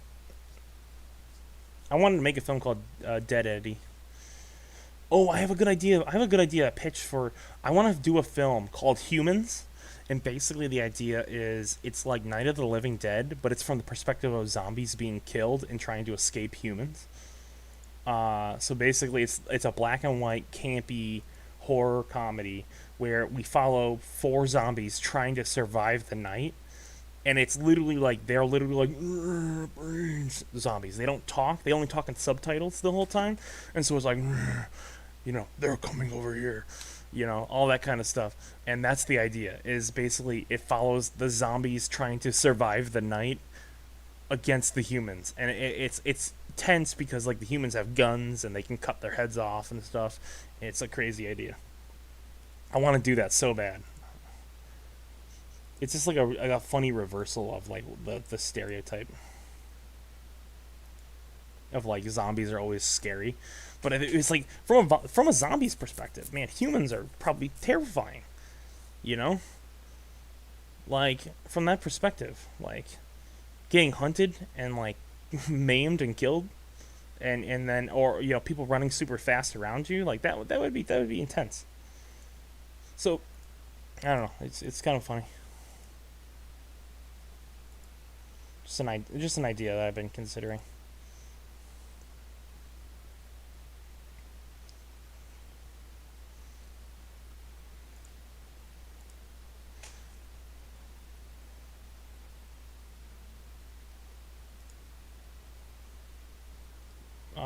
How's 12 features coming along? Slow but good. Or any tips you have for solo shoots? Solo shoots, best thing you can do is try to build a movie where you can be close to the camera. That's easier, makes things easier. But if you can't, you just gotta get good at using focus. Focus on like an object, and then put yourself near that object so that the focus is good. I really wanted to make my own feature film, but I struggled to find inspiration, stories, and characters. Any tips? Pull from real life would be a good one. Honestly, your whole story has been very inspiring to me, a lot of filmmakers. Well, thank you, Benjamin. In terms of the tips for stories, find inspiration in your real life, talk to friends, talk to family members. One of them has some sort of interesting story that probably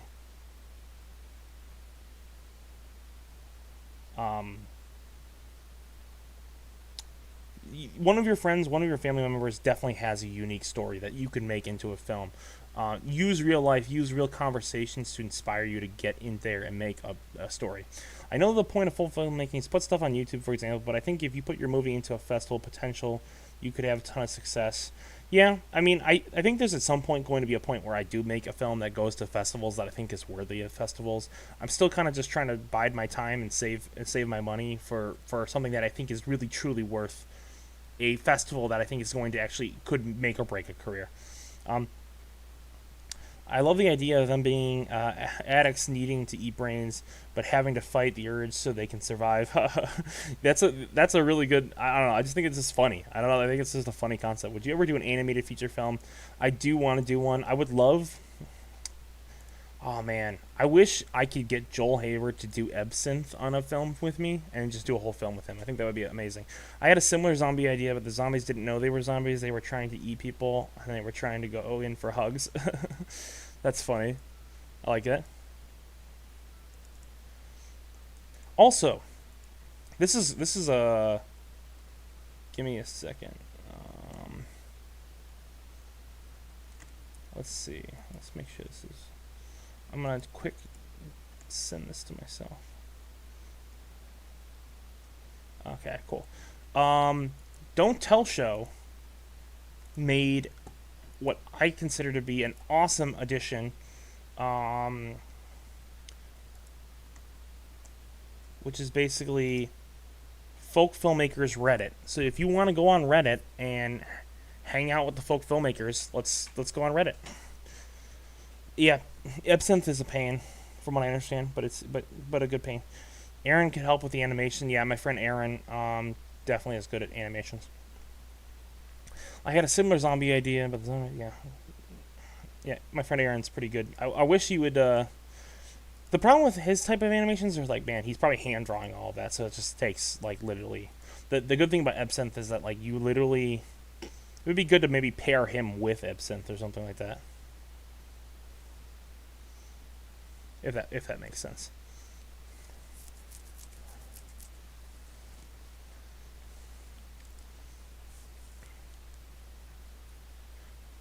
Dan, how come are you always squished off to the side of your stream? Because of the way my chair is. My chair is always over here, and I refuse to move this thing too far because I literally can't.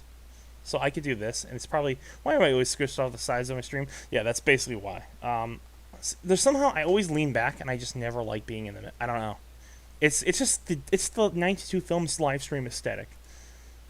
Like like the rules, like the guidelines of folk filmmaking. Sometimes you just gotta have guidelines for your stream, and my stream just happens to be that I always sit off and like squish my head. I don't know. I think maybe it's subconsciously me just like knowing that it's going to look kind of stupid anyways, and so it's like whatever. I don't care if my face is perfectly on screen. Probably annoys some people, but I think it's funniest. Joel Watts, how's it going? Hello. Dan's secretly camera shy. I don't like being on camera. That's the funny thing. People think I do. By the way, Dan, have you come?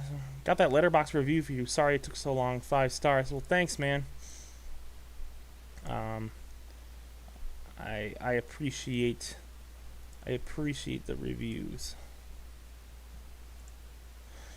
If anyone likes any of my films and hasn't reviewed them on Letterboxd, they're on Letterboxd.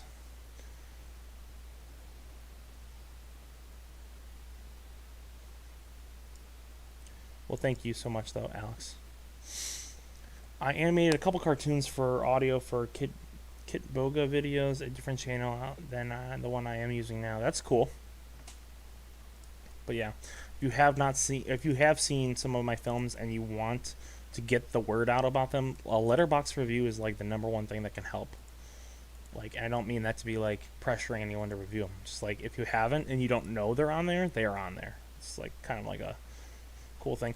Let me actually, I never even posted about this live stream on Instagram. Let me post about it on Instagram. I wanted to get this to, the reason why I have a decent following on Instagram. I didn't even think about that. So give me 1 minute. I just want to capitalize. This has been a very successful stream so far, so I just want to capitalize and get more people into, because I feel like this is just like,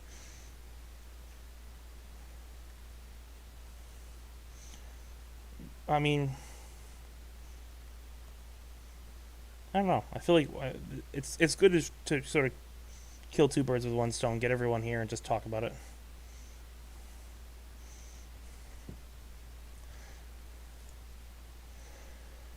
But the Folk Filmmaking Manifesto. Yeah, again, if you have seen it, if you read it, if you liked it, share it. That's all I'm going to ask. Share it. Spread the word.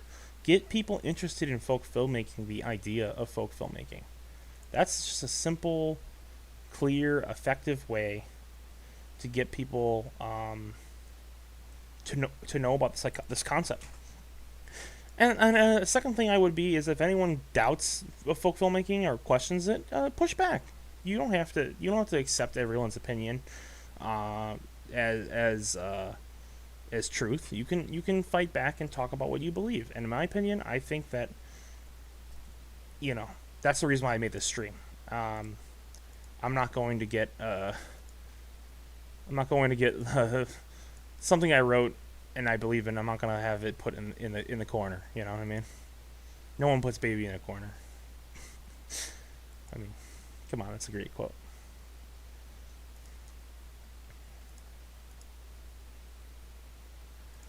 And I think that the number one thing is that there are way more folk filmmakers that love folk filmmaking and love the concept and like the manifesto and do that.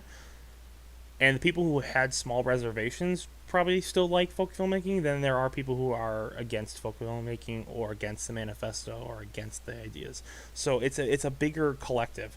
And the number one thing I don't want is to let a small minority dictate what a majority of people believe. And I feel like the majority of us are usually just kind of just chilling here and not talking about it very aggressively because we don't want to get into fights with other people. But like sometimes it's just what has to happen.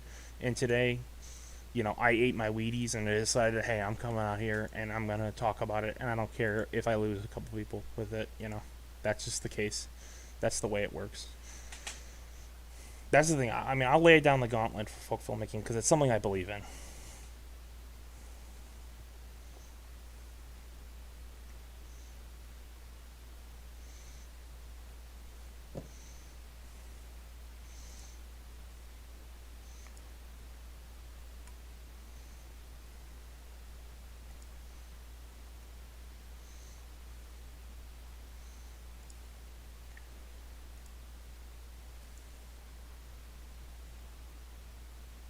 Also, again, if you haven't liked the stream, like the stream on YouTube. It does help us get more people to watch it.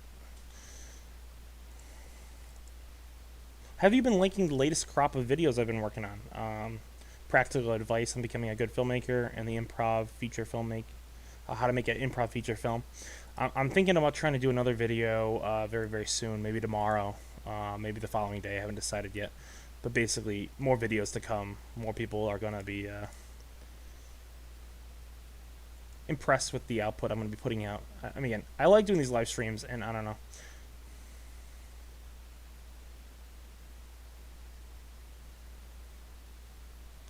Yeah, the money thing. Yeah, in my opinion, there are so many routes that are promised to give you more money, but ultimately are just as bad, if not worse.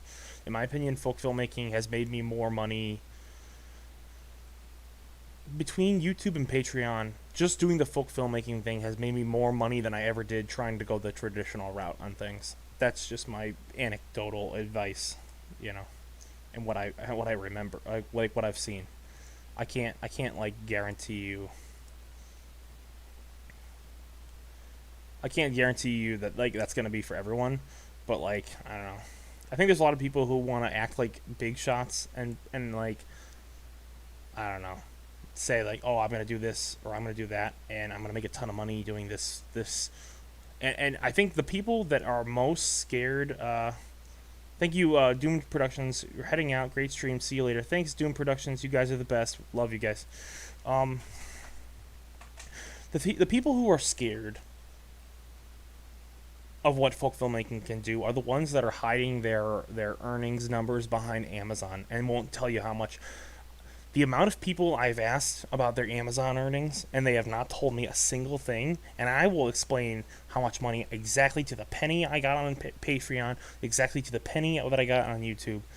I've gone and explicitly explained this and said like, hey, let's just compare numbers. And people will hide that stuff, and it's because of two things. People don't want to be embarrassed because it's not as much as they're expecting it to be, and people want to keep an air of mystery. That's just the truth. They want people to think that, oh, I'm making 20 grand on this movie. The amount of people who are making 20 grand on Amazon is shrinking every day. 30 grand, 40 grand.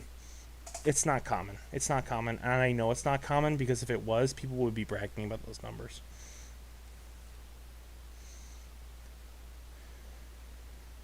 Josiah, hey, remember when we talked about you maybe taking me on and teaching me as a mentee? Are you still interested in that? I know a lot has changed since we talked about that. Yeah, definitely. In terms of like when that will happen, I have no idea, like specifics, but like I think there's going to be so much more I can do in the next, like after the 12 features comes out, just because 12 features is going to be very like production heavy. I would love at least to do like a digital component to what you're talking about, and like maybe taking you on, teaching you all the steps of editing and the steps of like how we like put together a film. That I think that's more doable than like bringing like someone like you or someone else like on set every day. That's just going to be very hard. Just because people, to get people's schedules to sync up is hard. But like digital component to that, I mean, I totally support that 1,000%. Just read the manifesto. I will send to some filmmaker friends. Yeah, I think that's a great thing, man. I appreciate it. Joel Watt, you're a pretty cool guy. I like your name, Joel Watt. That's I have a lot of Joels. I know a lot of Joels, man.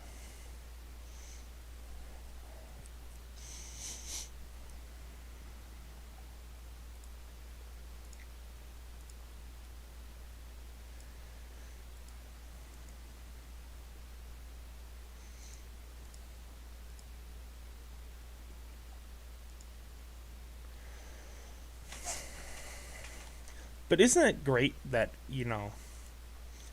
there's a power in numbers, guys. Like last night, I felt very alone and like sad, like about like folk filmmaking and the state of where it was going. And it's just crazy how you like recontextualize it, and it's like, look at how many people are here, like supporting and reading and sharing the manifesto, and you know, I'm not claiming it's perfect. I'm not claiming it's the most amazing piece of writing ever. I don't think anyone thinks I'm that naive. But I think it's just a document for a time period, and I think there's going to be two periods of time for folk filmmaking: before I wrote this thing and after, in terms of like where things are going. Am I allowed to announce my feature on folk filmmakers? Totally, man. I mean, ask Don't Tell Show. That's his Reddit, but I think you are. My name is Joe. My brother's band is Joel. My parents are not creative people.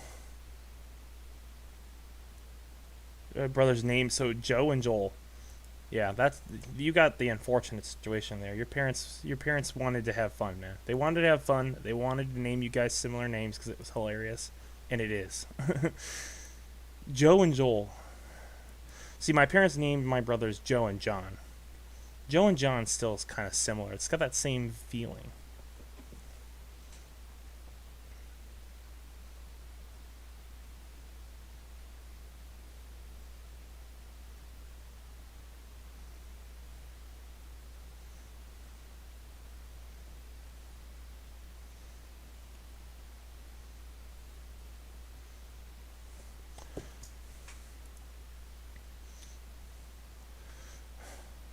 That would be an epic band name. Just Joel. Hey guys, we're Joel.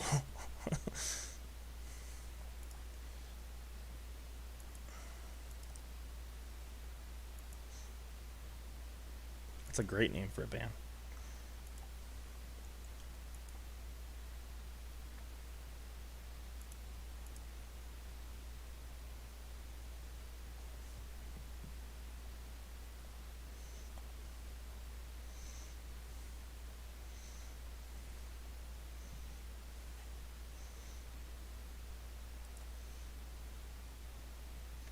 Elizabeth says, "Hi, people."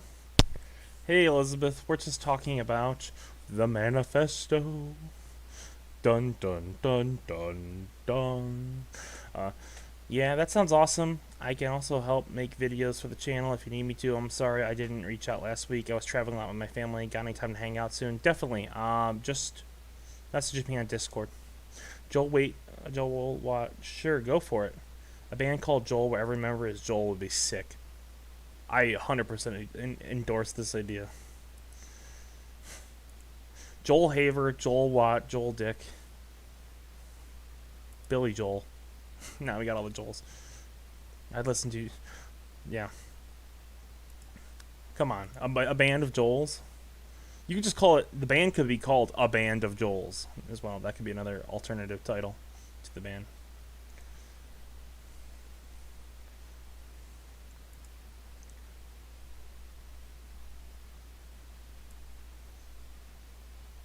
Yeah, Don't Tell Show is like my favorite review. Like me and my wife always watching it. Don't Tell Show's reviews, and he's always been like, you're like the number one critic for folk films. Like, always being very supportive, but always fair and giving honest opinions on the films. And I don't know. I love that your channel is just really. I think it's going to take off, and I think everyone should go subscribe to the Don't Tell Show. He's one of the people in the comments. Just check him out. He's a great YouTuber. Definitely, it's hard. Reviews are hard to watch sometimes because they're just so boring. But he does such an interesting job with them. They're just so good. Like, I love the way he uses clips. I love the way he talks, and I love the way his thought processes. And I think that's what makes the Don't Tell Show different than most review channels. Just there's a genuine care and quality that comes into every review, and you can tell that. And this is not me trying to like butter up Don't Tell Show for a good review, but like the reviews he's done are awesome. Yeah, and he has got a good voice. Yes, me and my wife agree on that too. He's got a good voice.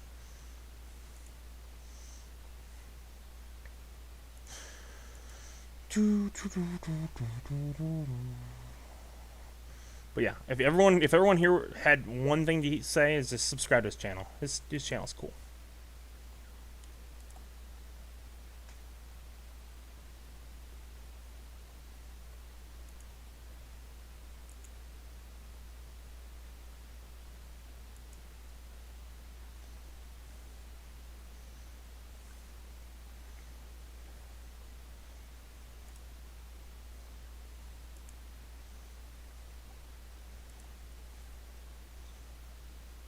I love how often.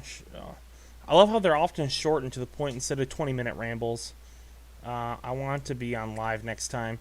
Yeah, next live it's gonna be me and Elizabeth, and that's fun because Elizabeth loves to taunt me on stream and be funny. So it'll be fun. Elizabeth's a it's gonna that'll be a stream not worth missing because that'll be a good one. I know Elizabeth always will keep things entertaining. Last time we did a live stream on Instagram, and Elizabeth was going crazy, and it was really funny. She was at work, and we were just talking, and it was really funny. I had a good time doing that one.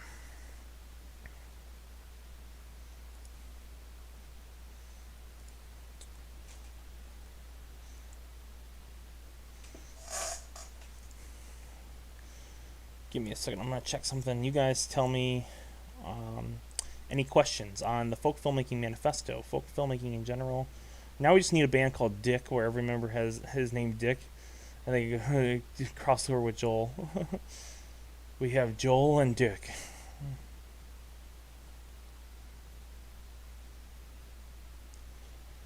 That's hilarious.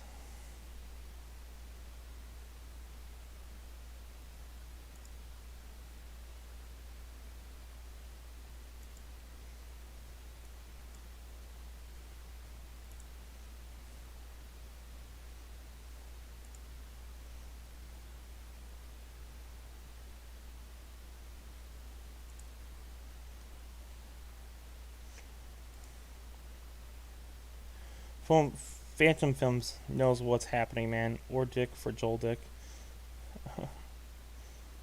Yeah. Phantom Films knows what's up. He's coming up with these hot takes, these genius ideas.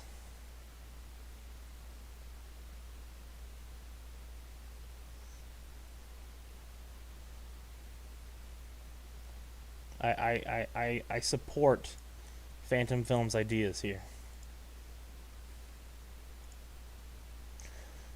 I feel like the stream is slowly losing its focus just because like we've hit all the major points.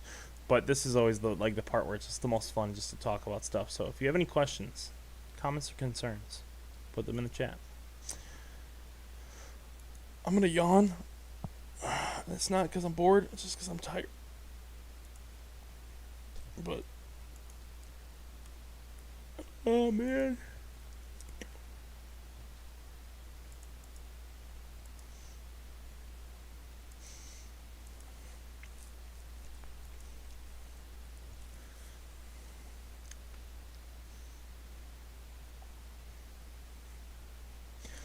There was this amazing poster. Someone made an amazing chlorine poster on Twitter if you want to check it out, or on my Instagram. It looks just insane.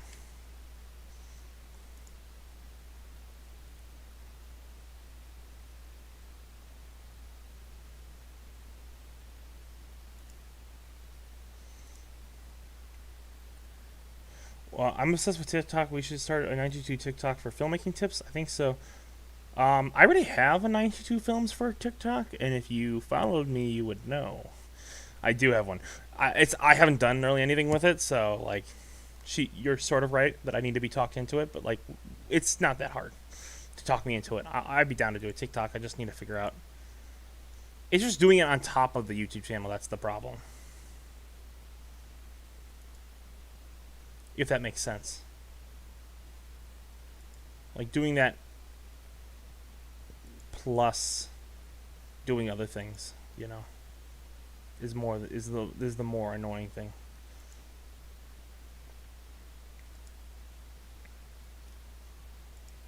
I say TikTok, we lose a subscriber. TikTok. No. And that was the thing. I knew doing this stream I was gonna lose like 1 or 2 people, just because like I somehow did something wrong. But you know what? That's all right. That's okay. I don't care. Anyway, I have a concern. What if your nemesis had that named their channel 822 Films? The funny thing, there is another 922 Films. There is another, well, not 92, is it 921 Films or something? And he's in Chicago, which is the weird thing. And I know an actress that worked on one of his projects. So there's like 2 people who have a similar thing, and it's really weird. Completely independently. I don't know if he came up with it first or if I did, but it's weird. It's strange.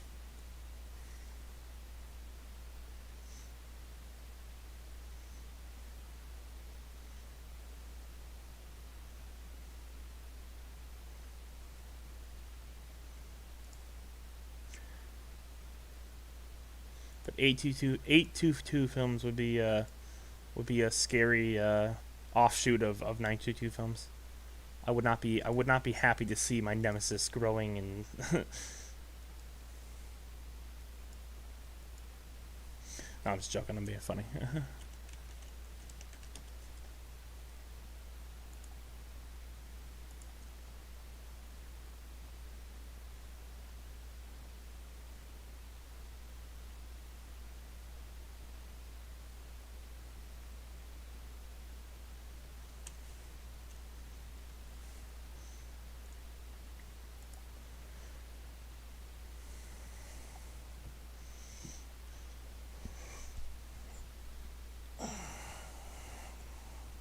So, what are you guys thinking? Should I end the stream, or should I keep going, and should I keep answering interesting questions? It's gonna be up to you guys. I'm gonna let you guys decide. Should Dan keep going, or do we think we're all live streamed out? That'll come down to you guys' opinion. Because I feel like I've said everything I want to say about the Folk Filmmaking Manifesto. I feel like I basically quelled any sort of disagreement or intrigue about it. But like, if you guys wanted me to talk about like questions, I can still I'll go on some more questions. But basically, everything I wanted to get out in this live stream, I got out in this live stream.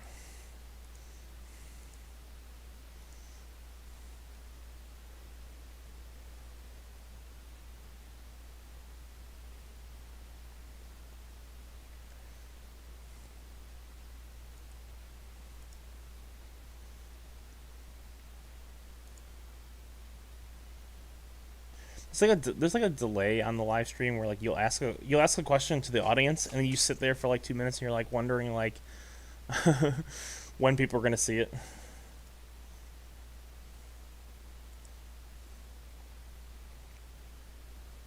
I mean, because I still got some more. I still got more time to just talk, and I'm just having fun talking. So, um, I think that overall,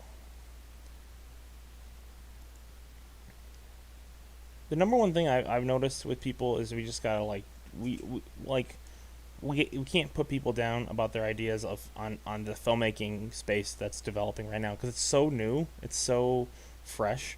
Like right now, it's just not smart to like have people put down my ideas or I put down their ideas or whatever. I think that right now that what we're trying to build in the space that we're trying to create is a inclusive, fun space to get people to make films. And I think what this manifesto does is just kind of breaks down some of those ideas. It's not a guidebook. Like it's not no, it is a guidebook. It's a guidebook. It's not a requirement. It's not like if you do not hit these checks, we're going to disown you from the community. It's like no one cares that much about it. And I'm the creator of the idea, and I don't care about it that much. It's just for fun. It's just for fun to get people excited about something. And I think it worked. I think it worked. I think it sparked the conversation. And I think that's the number one thing. Is that it worked. Get people excited. And sure, there will be people who still don't like it. And I guarantee you that you'll see people stop using it. Certain people will stop using it just because now it's trendier to not use it, I guess, for some people, because it speaks to something they don't like. Just take heed of those symbols. That symbolizes something. Awesome! I caught a stream. It's like a fish. I caught a stream. Well, I usually do at 3 o'clock. I do marketing at 3 o'clock. That's usually my idea. So, how about this? I'll take you guys through my process of marketing. Might be sort of boring, but we can talk about folk filmmaking while I do this. What video should I promote today? What's a video that you guys think is underappreciated on our channel? That's a good question. If you can tell me one video you think is underappreciated, we'll take that video and we'll market that one today. It could be a film. It could be a stream. I prefer not to be a stream, actually. Well, I don't know why I said that. But basically, one video that you think is undervalued on our channel. And then basically, the goal I usually do with it is I promote it on Facebook to get it out there and get the word out about... just to get the word out about it. Happy stream, happy fish. I like that. It's a funny idea. Funny way of saying it. Good in a good way. Happy stream, happy fish.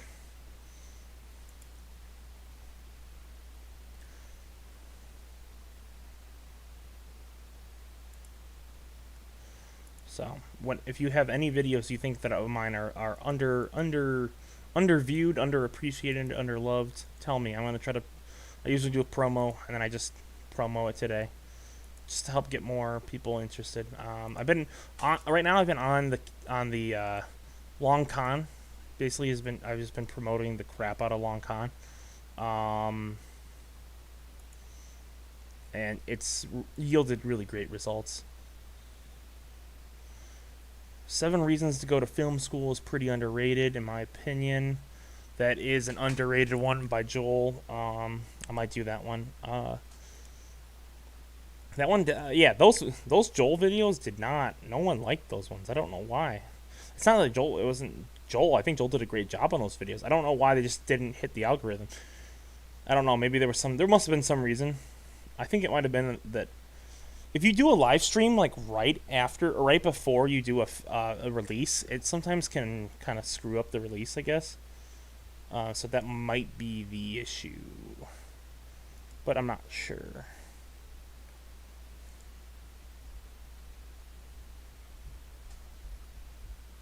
Yeah, Doom Productions they're great, man. They're one of my favorite folk filmmakers working today. I think they just are so genuine. That's what's great about them. They're just genuine guys.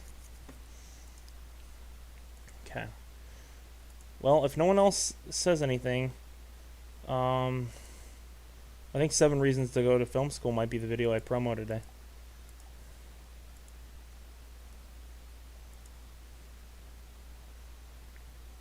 So I'm gonna do that one. Joel Watt, you're the only one who wanted to answer the question, or at least in a timely fashion. So I'm gonna start doing that one. So basically, what I do is I have like a bunch of Facebook groups, and I basically write out a post in response, and then I just send it to all those Facebook groups. And so.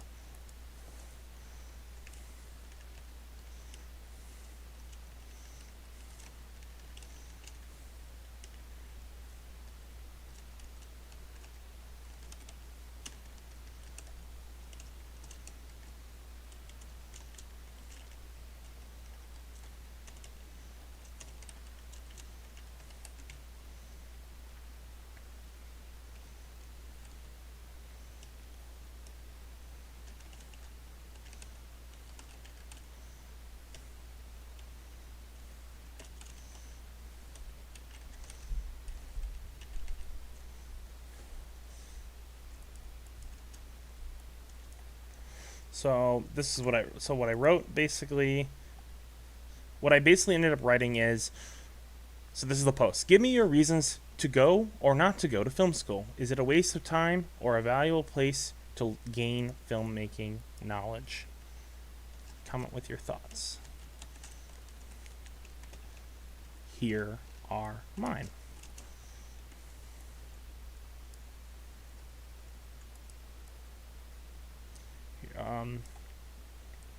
Here is my friends. Here is a great video on the topic. Give me your reasons to go or not to go. Give your reasons to go or not to go to film school. Is it a waste of time or a valuable place to gain filmmaking knowledge? Comment with your thoughts. Here is a great video on the topic. So you copy that. And then what I do is basically, while you guys are commenting and talking to me, I'm going to send these out to all the Facebook groups. And so one thing I've learned as a filmmaker and doing marketing, and I know some people aren't a fan of how I do the marketing on my channel. They say it's a little much, which I can understand. I actually can kind of understand.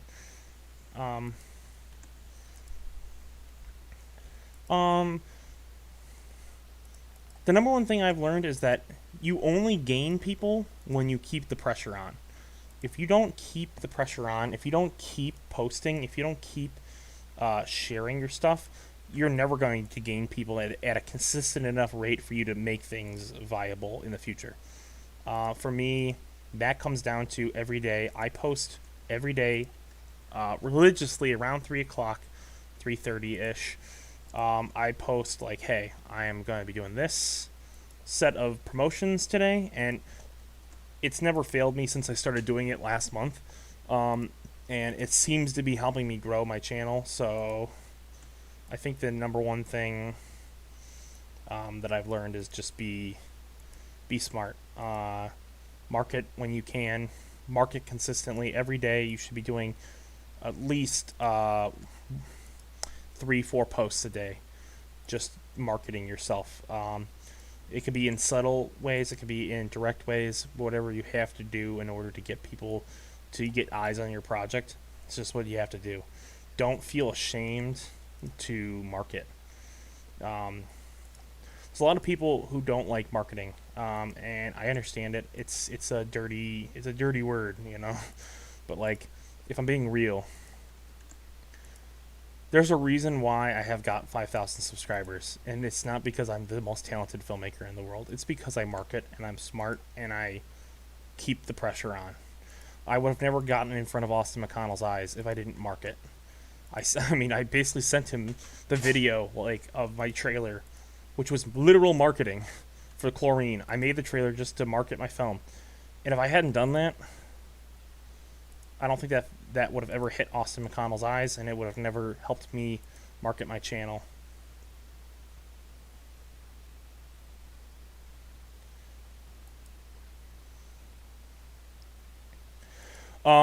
Visible disgust. Let's see. Let me Yeah, it's actually Joel. Joel Dick talks about film school. Question: have you ever had the thought that nah, it's not very good, clever, scary, funny, good enough to release? Yeah, I've had that feeling a ton, and usually what I end up doing is just allowing myself to understand that those are usually just bad, like just self preservation. You're thinking about your self preservation. You don't want people to make fun of you or laugh at you, or not like your work or think you're stupid. Um, Usually it's only just nerves before you release something, and I think the best thing to do is just post something, step away from it. Post it, step away from it, come back. You're going to see people who are going to fall in love with the idea itself. And as for the reasons to go to film school thing, personally, I'm not for film school like in the traditional sense. Like, I don't think you need it. The reason why we made the video is that at some point I want to do a call and response video where I make 7 reasons not to go to film school, but I haven't gotten to it. And the first video was not much of a success, so I kind of felt like there was almost no point to make the second video if like no one really like enjoyed it. It didn't seem like it was a popular video on our channel, which is fine. It could be a whole host of specific reasons why I didn't pop off, but ultimately, it's what it is. It's what it is. I don't think like I personally don't advocate people go to film school, but I know Joel Dick, my cinematographer, got a lot from film school, so um, I think everyone can get something different from it. And I don't think it's not like a bandage approach where like one size fits all. Like sometimes you just gotta accept that other people come to a different ideas at different times in their life, and sometimes film school nurtures that idea, sometimes it hinders that idea. Just depends the type of person you are, depends on how much money you have, and depends on why you want to go. Is it to network? I think that's a good thing. Is it if you want to, if you're not self-motivated, go to film school. If you are self-motivated, don't waste your time, in my opinion. That would be my thoughts.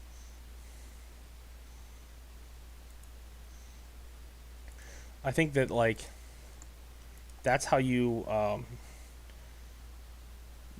can if you need that lever to keep you going, film school is great.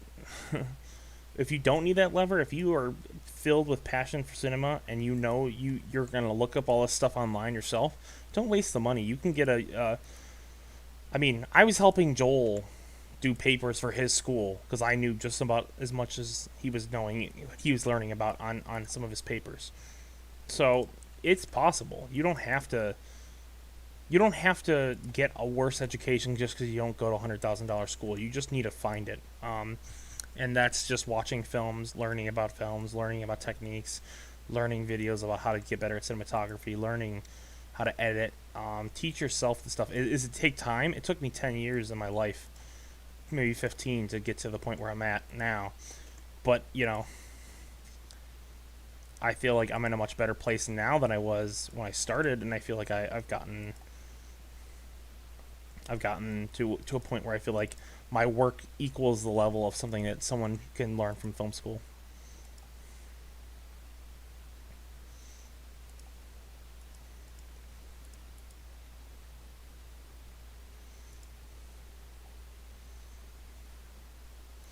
Give me a second. I'm almost done. Trying to get through these posts and see, like, for some reason this one just doesn't hit on Facebook. This is the second time I've promoted this set of videos. They just don't hit. So I'm assuming I'm gonna post this and it's gonna get literally zero traction today. That's okay. That's why we do experiments. We do experiments to see, will this pop up? If this video does poorly again on Facebook 2 times in a 2 times, not in a row, but like 2 times, 2 different times, then we know, okay, film school videos just don't work on our channel. People just don't like them. Either it's the take we had on it, or it's just the fact that it just didn't work. It could be a whole host of unique and specific things. Um,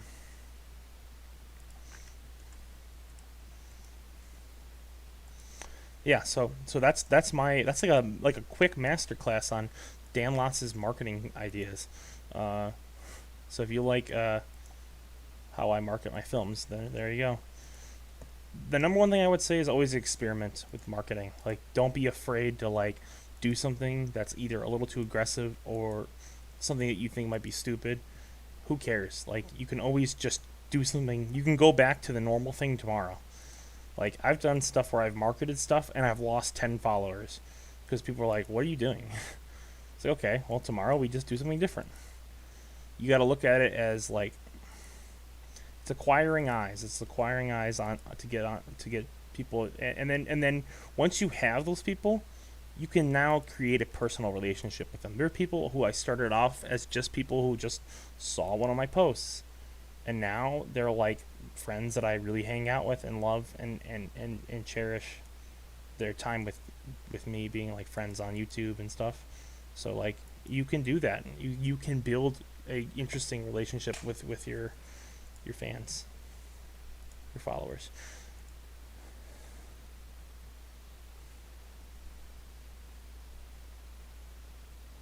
Um,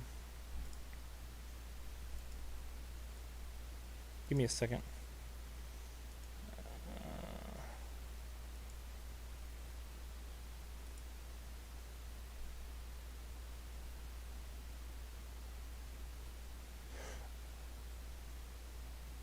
Let's see. How the general public sees it. Masterclass with Pool Boy from Chlorine. Yeah. Pool Boy gives you the fat knowledge on how to market. It's just people just need to realize that it's not that hard to be a marketer. It's not that hard. It's not it's just time consuming rather than it's hard. And that's what I guess people don't like is like, oh, I gotta spend time doing this. That sucks. Um, well, life can't be perfect. You can't always go through the easy route. That's the thing. I think the number one thing I can't stand is like when people want to go the easy route and they don't want to take the hard. Like, yeah. Does anyone is anyone under the illusion that I love marketing? Yeah,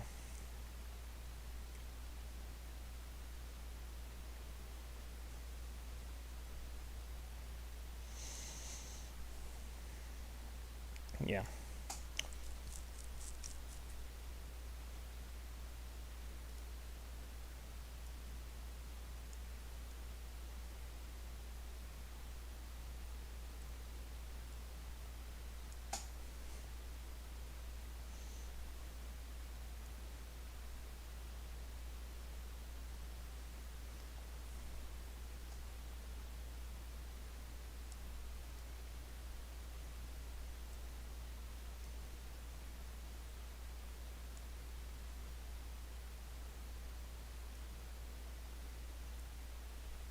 Sorry, I was reading some.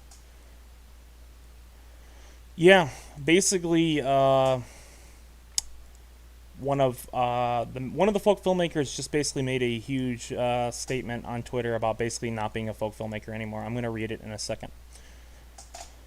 Just being honest, because I think it should be. I don't get how the term folk filmmaking is a point of heated debate, even if it's between friends. It's such a minute detail of splitting hairs. I would agree. So I'm gonna read this post. It's from Cody Clark, and Cody Clark is basically revoking the term. He's not going to be using it, and it seems like he's being in good taste here. So I'm going to read this. Seems like he is just has some disagreements. He's the person, one of the people I was disagreeing with last night. I love Cody. I understand that he doesn't like the term or doesn't feel like the term works now, which is cool. I'm going to read this statement, and then I'm going to talk about it a little bit. He says, going forward, I will not be using the term folk filmmaking to describe my films or folk filmmaker to describe myself. I have nothing but respect for those who do. Well, that's good. I would prefer to use more precise terms with definitions that are clear and obvious. I think that they are clear and obvious by the manifesto, and that's the point, but I understand what he's saying. This is not me trying to lead a mass exodus away from folk film term. It's just a personal choice for me and how I feel comfortable describing myself and my work. Similarly, rejected Mumblecore when I made my first film Shredder, back in 2011. That makes sense. I consider many folk filmmakers colleagues and friends. Nothing has changed there. I am proud to be associated with them as people and as filmmakers. There is zero beef. I just need to do what feels right for me at this time. That makes sense.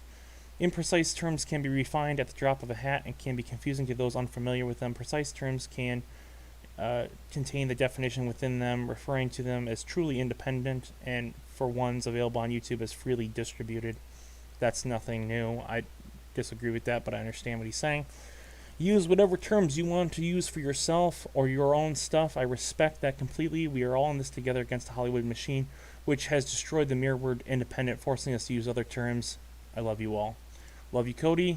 I love Cody. It looks like I'm having a Zoom meeting with Doom Productions next Monday. I can't wait. I'm gonna watch that. That's gonna be fun. If you guys do a filmmaker hangout. Yeah. I mean, I completely disagree with Cody in terms of why he wants to change it, or why he doesn't like it. I think that I'm not gonna. I don't want to say anything that I regret. I really do view him as a great friend. I feel like last night him and a few people kind of came at me very strongly, and I feel like they're just unwilling to maybe admit fault a little bit in that regard. That there was a little bit of tension last night, and I think that this live stream did not. I didn't tuck my tail between my legs. I love him. I think that it changes nothing. I'm not taking his films off the folk filmmaking playlist unless he asks me to. If he asks me to, I'll take them off tomorrow. I don't care. I've had other people take it off in the past because they didn't like being associated with the word. It's nothing new. This is not new. This is analysis by paralysis, basically. That's my opinion. Is that overall, the fact that there are people that want to have warring terms and do it is only playing into the hand of Hollywood, in my opinion. That's my genuine opinion. Again, I'm going to support every Cody Clark film. I'm going to review every Cody Clark film. I'm going to, hang out with Cody. I guarantee you, this is not like some epic breakup or anything like that. We're good friends, but I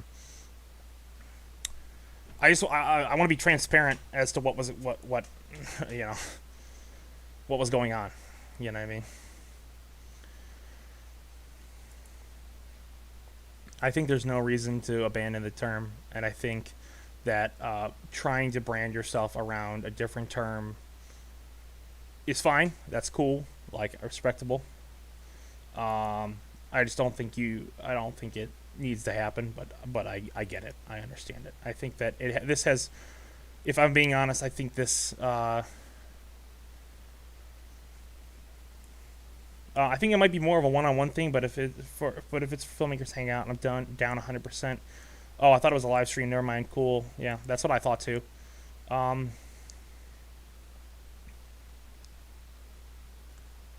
think that's very successful, Benjamin. What you did there. 3K is definitely successful. I don't think there's any specific number that's successful. I just think it happens. One day you feel fulfilled. I think fulfillment is better than success, perhaps.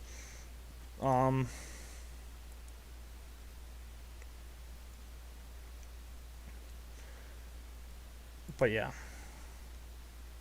I don't want this to be a thing where people feel obligated to pick a side. And again, that's maybe my biggest takeaway from this whole thing.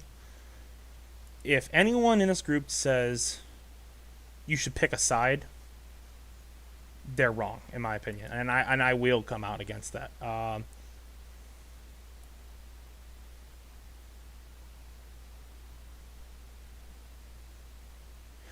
Yes, Caleb, I would say if you flipped the conversation and it was about truly independent filmmaking, I don't think Cody and others would have reacted as kindly if it was me and you and everyone else jumping on them about that. For me, I felt like there were specific parts that were valid, and then there were parts where it seemed like being honest, people were trying to specifically kill a specific term because they are in favor of another term. And if I'm being honest with you, I think Cody and Chloe want truly independent filmmaking to be the term that they use. And I feel like there is a competition factor at some level, and the folk filmmaking term is just right now a little bit more mainstream. And I think that there was a specific moment where it seems like people just kind of wanted a different term to be used, and that's okay. Like I understand the frustration on both sides. I think it got heated, and I think that people should have reached out to me privately first instead of what I consider to be kind of like taking me to the slaughterhouse in front of everyone on Twitter. And that's why I did this live stream, because I want to be honest and open. I'm not filtering my opinions here. So, I love everyone. I think everyone else out here, I think we all have a stake in what folk filmmaking is, so we want to speak up on the aspects that worried us about. Obviously, Cody is apparently more flustered than it by Nate and I, but still. Yeah, I think I could see the distinction. I felt like you guys had maybe some beef with like certain parts of the manifesto, but I feel like once I've explained it, it's a little less confusing. And I think I took immediate responsibility that there was some weird wording to it. I mean, I don't think it was like, yeah, you guys are stupid. I basically said, yeah, I understand this weird wording. But when there was literally, I think I had in total like over 100 plus messages, like chain responses, and I couldn't respond fast enough, so I just gave up. So I think, I don't know, and there was a certain point where it started becoming into a negative feedback loop where people were literally just saying, I don't like folk filmmaking, I don't like this term, it's cutesy, it's stupid, and that's where I think it became harmful. And I think anyone saying otherwise, that it wasn't becoming a different thing, I don't know. I think it became harmful at some point. And I think if people are being honest with themselves, they can admit there was parts of that were more harmful than others. I think the majority of it was very, very kind responses. I think there was a other part which was really kind of dangerously putting this group in not jeopardy, but like it was taking the movement and then starting to like, I don't know, make fun of the term, and I didn't. That's what it seemed like to me personally. And it's like a lot of people associate with this term. So I don't think we should put down people for using truly independent or folk filmmaking. I like both. But this is a feeling if I'm being real with myself, I've felt this way about the two terms for a while. I feel like both terms are used. Once again, I think Elizabeth's talking in the other room. I gotta quick close. I want to just close the door so I don't have to hear. Hey, I'm gonna close the door just because Sorry about that. I just had to get the. But. And the question will become is whether or not people will want to keep their stuff on the playlist. I'll keep it on there, but like if people aren't going to endorse the folk filmmaking, not necessarily ethos, but like if they don't want to be associated with it, I'll take the films off. Like it's fine. I'm not gonna do promotion for people that don't want to be promoted by it. Do you see what I'm saying? Like if you don't like folk filmmaking and if you dislike it, there's no reason to be a folk filmmaker. I won't promote it, and I won't be upset if you don't want to be. Like there was a guy who took down I took down one of his films because he just asked me to. He said, I don't want to be associated with this, please can you take it down? I said, okay. That's understandable. Like not everyone has to do folk filmmaking. That's not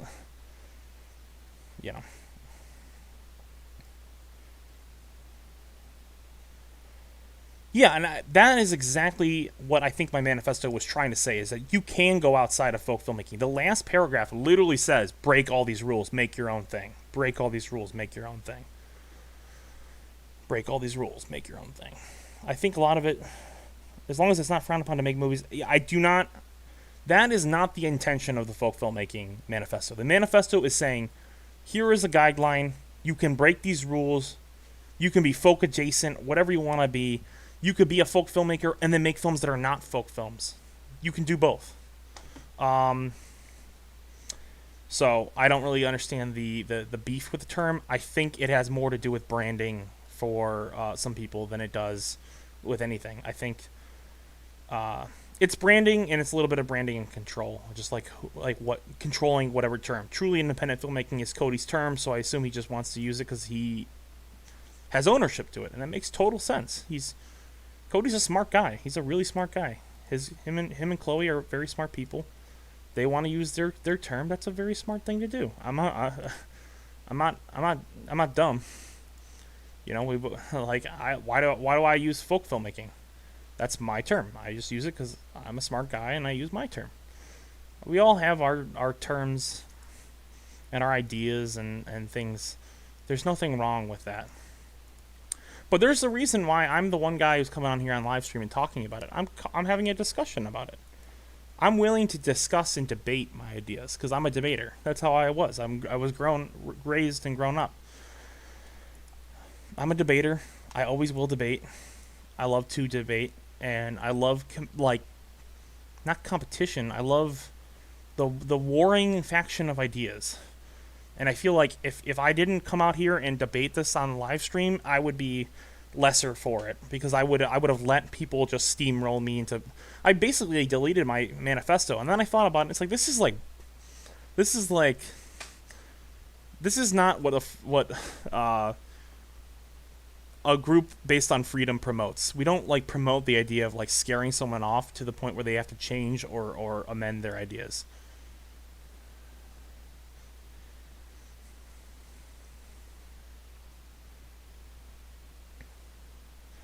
I find folk filmmaking be the perfect name for it. It might be musical bias towards my film genres is folk. Yeah, that's a good why I like it as well.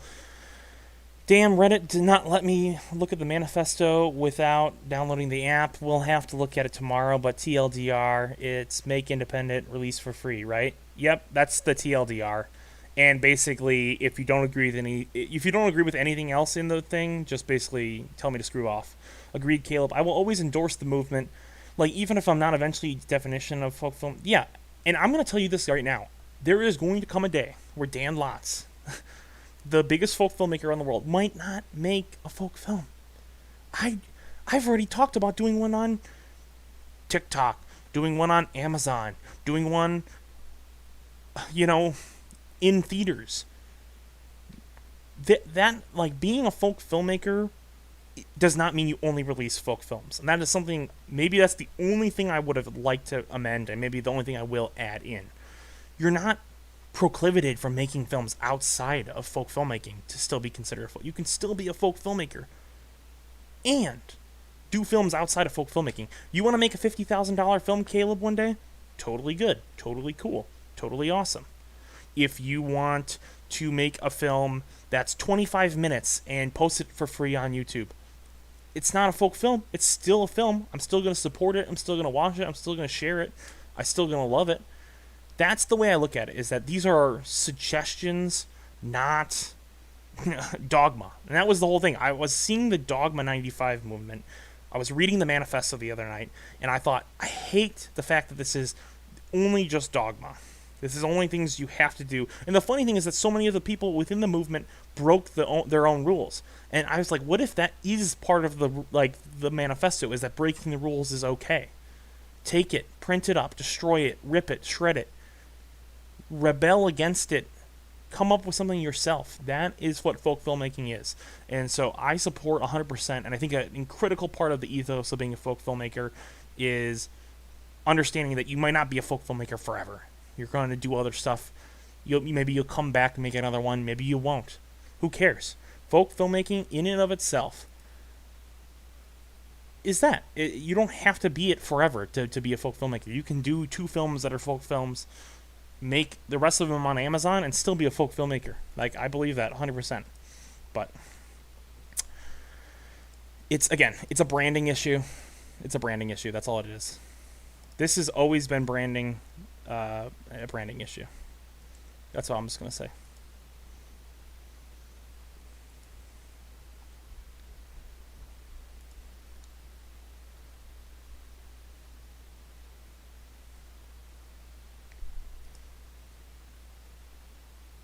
folk filmmaking rules break the rules. I mean, literally, the ending.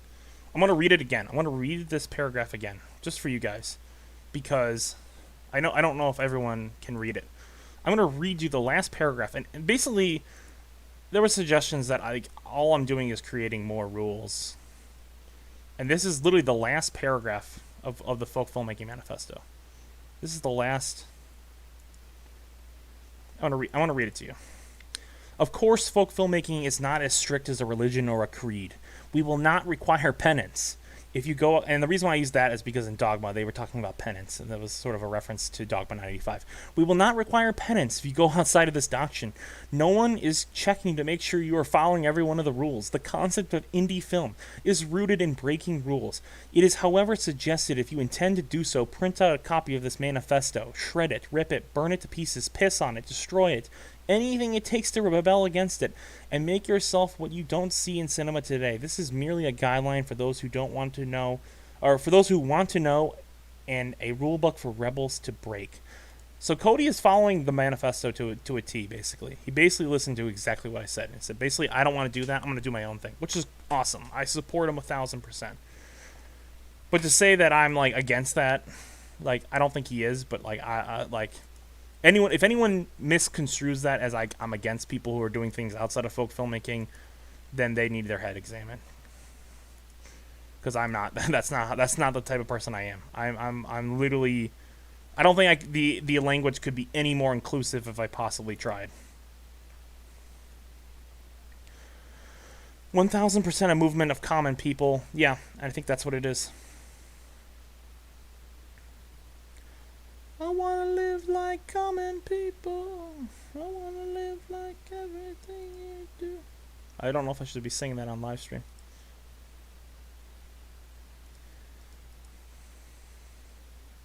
Hopefully it doesn't get me banned.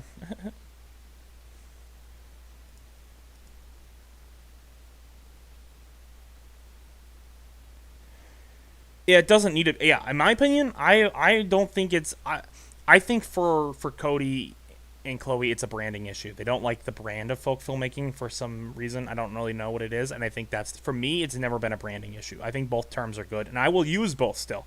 For me, personally, will I probably start getting away from using truly independent? Sure. I think it's still truly independent works still better than indie, so that's fine. Do I think that...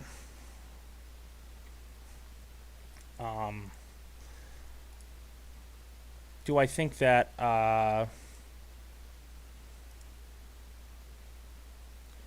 don't know. I don't think that it needs to be a branding issue. This sounds like something an impassioned John Cassavetes would have written. It's great. I'll read it the whole thing later. Yeah. John Cassavetes is a huge inspiration on my work, and yeah, I expect in the future to have many more John Cassavetes style rants about the state of cinema, and I feel like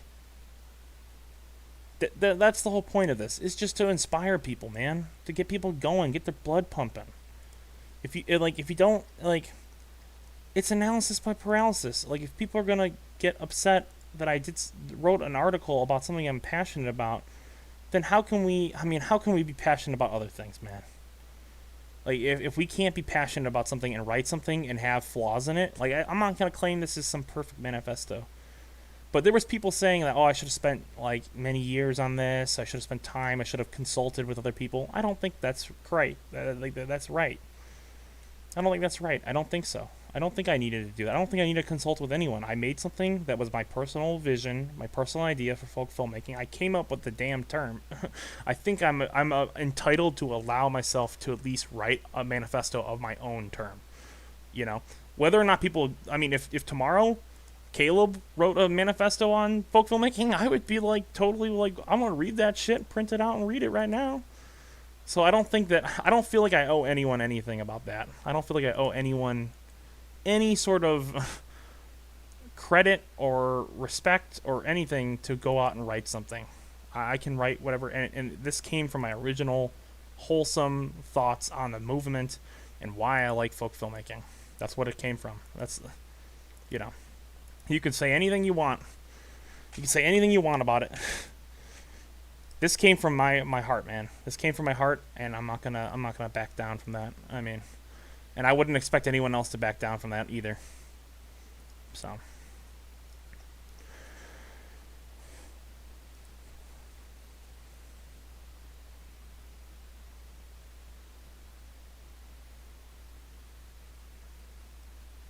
Yeah, I don't need anyone's permission. I agreed. On my end, I hope it was clear where I was coming from last night. I love folk filmmaking. I just wanted to see it. I want people to be free to make movies however they want to without feeling left out. And it seems like you agree. Yeah, I think 100%. I think what happened was there was certain misconceptions about the manifesto that were spread, and I'm not 100% sure about you, but I don't think everyone read the manifesto, and so people were starting to misconstrue my opinions on things. So I think you were I think everyone, Cody, Chloe, you, Nate, all came from a place of love.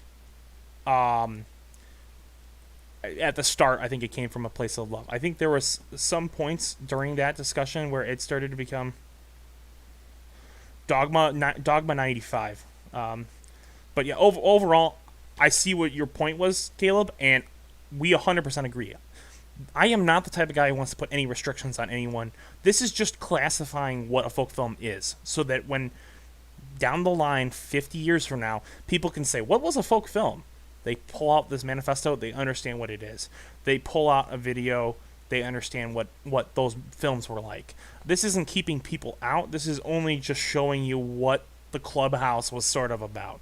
Um, in my opinion, I would consider Blurry Finger as much of a folk film as I consider Chlorine, even though it's not on YouTube. Someday it might be on YouTube. Who knows? Um, I consider them both folk films in the same thing. It's cashews and peanuts level difference. So I'm not the type, and I think people may have made it seem like I don't like I disagree or something with that, which I never made that opinion known. I never said that. I never said I disagree with. I said basically something to the mostly to the opposite. No, not mostly, all to the opposite. Sorry. So Dogma 95 is a specific movement that had specific rules back in like the early 2000s or the 90s or something like that. And basically the idea was there's these specific rules, and it was like people were upset with the state of cinema, so they made this new movement. And I wanted to respond to that manifesto with this manifesto. I think that was also another part of the confusion, is that people thought this was a response to Cody's truly independent book, and that was not the case. I wasn't even thinking about Cody's book, and I think Cody got upset that I didn't necessarily either pay tribute or understand that like it was a tribute to that, which it wasn't. It wasn't a tribute. I wish I could say it was. It really wasn't. It was a book about a completely different thing. And for me, folk filmmaking in and of itself was not was devised on my own time, my own thoughts. It just wasn't. This folk filmmaking manifesto was made because I was reading a Dogma 95 article and I decided to make something about it. That's just the truth, and I can't make it any more clear than that.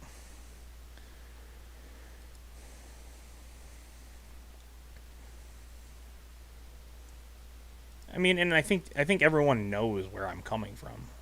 I'm not like you know what I mean. Like I'm like a pretty concise, smart guy. Like I'm trying to explain what I'm trying to say, um, as just bluntly as possible.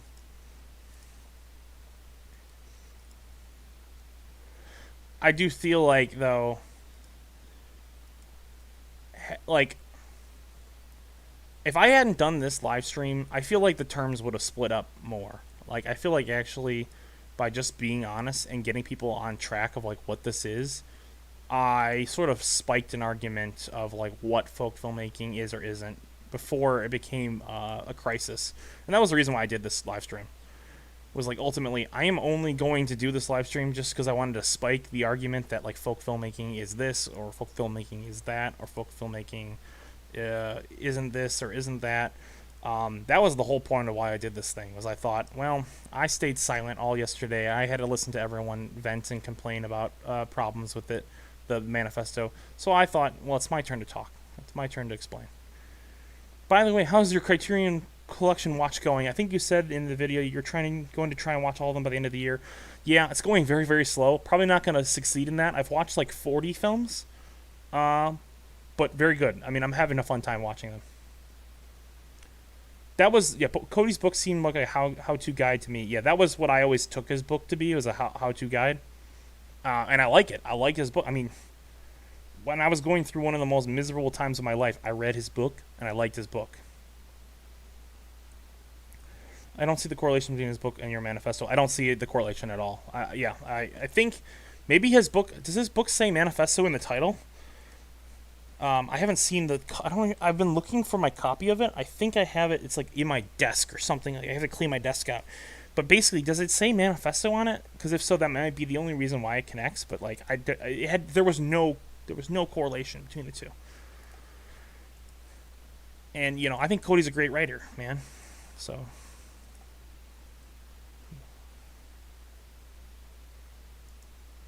yeah, and again, I'm just. I mean, I'm just going into the. Dan, have you ever thought about making a collab movie across countries if you need shots, scenes, locations? That's something. I mean, I've done already with a Sheep Theater.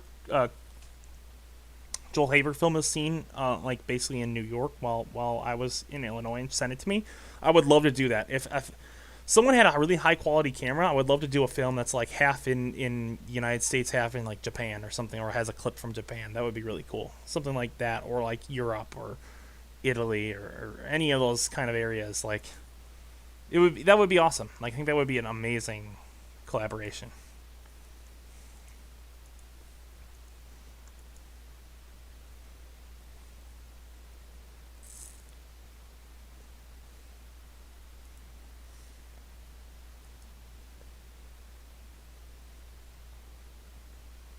Dear Dan, E. What's that mean?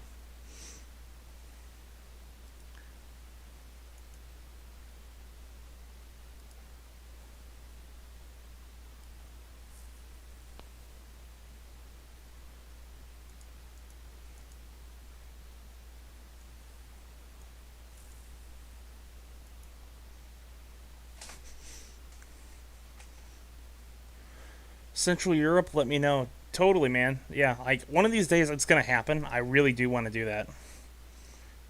So like that, you're on the same wavelength as me.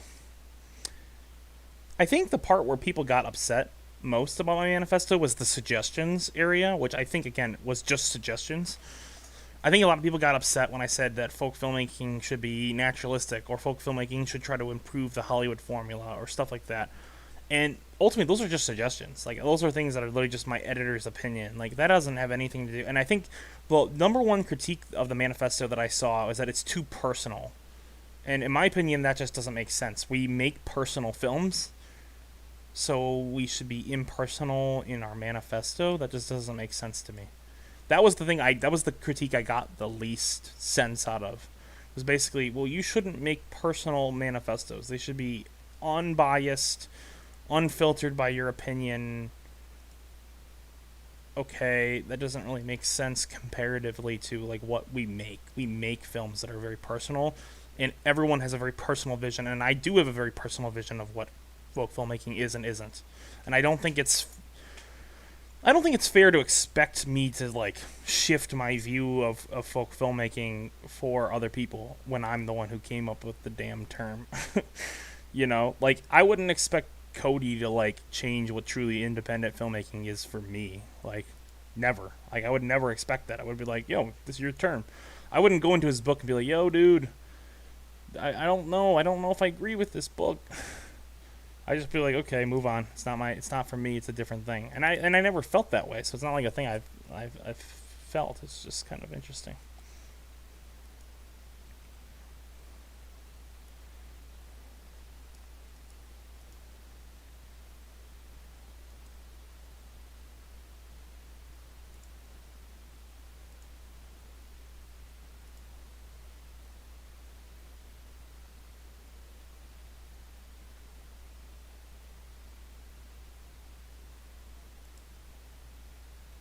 Dan, please binge watch the Criterion Collection and film yourself doing it. Oh, dude, that's a great idea for a video. That's a great idea for a video. I might do that and do like 2 or 3 films. I should do a 24. Okay, tell me if you guys want to see a 24-hour Dan watches films for 24 hours straight Criterion collection video. It's literally just I take a bunch of Criterions and for 24 hours I have to watch movies and just binge it and film all of it. Maybe not film all of it, but like film like my reactions to all of it. That would be a great video. What do you think about that, guys?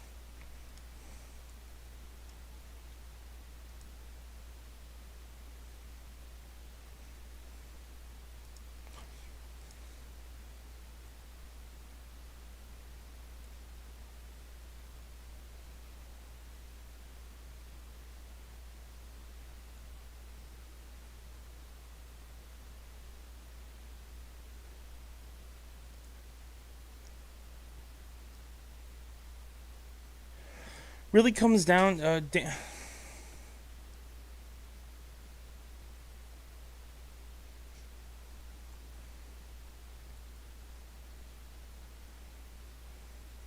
Really comes down to a bunch of artists with strong visions disagreeing on what they call their work. It's been interesting to catch up on discourse as an outsider. Yeah, I would tune into that. I think the confusion came from that place. We weren't clear whether or not it's supposed to be giving everyone a list of rules or if it was what you were saying it is now. Yeah, I can understand that. I understand like why people's brains went there. I just felt like there was no clarity as to what they meant by too personal. I just don't know like how do you remove the personnel from something you created. Like I didn't create all these films, but I created the name folk filmmaking as much as Cody created Truly Independent. So at some level there is some personal. It'd be like saying, "Hey Cody, let's remove you from your book." It would just be like, "What? It doesn't make sense." Saying the folk filmmaking manifesto is too personal is like saying prank channels are too fake. Yeah, I agree. Go nuts. I do it. I'm gonna do it. I'm gonna do a 24 hour. Next time I get a day off when my wife is at work, I'm gonna do a 24 hour and just binge until I drop. That'll be fun. I think it's a balancing act because you did make the term and should have 100% final say in the details, but others are now involved. It gets a little messy. I think it's kind of messy. I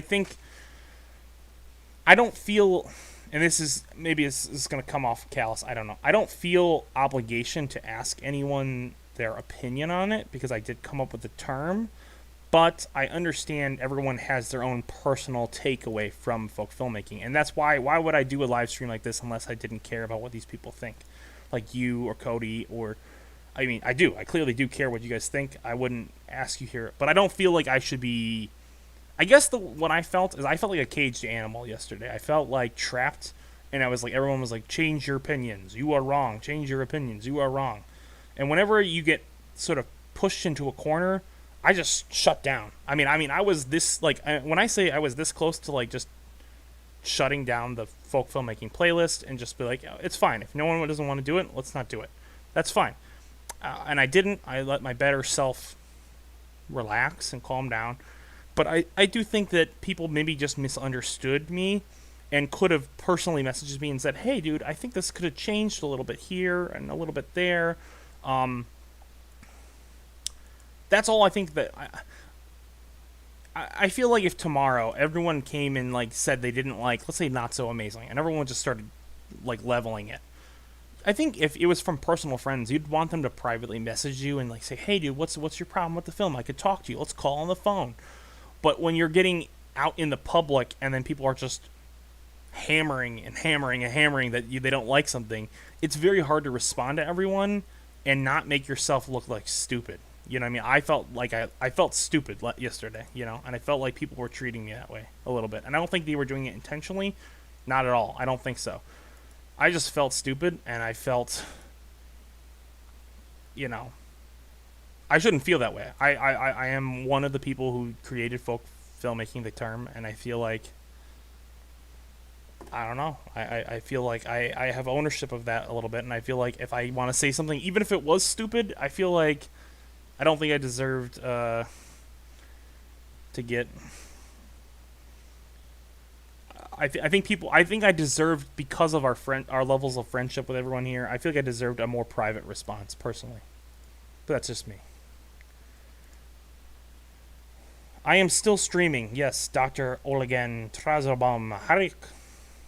I have no idea if I even got that close.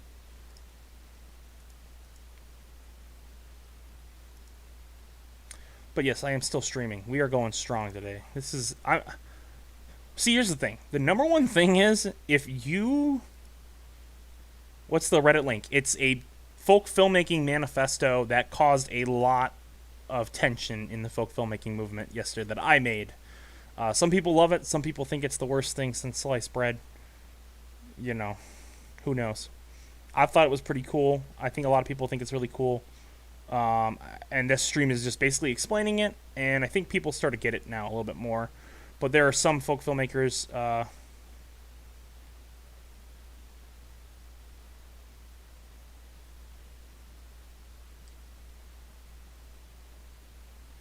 What now? It's a joke name?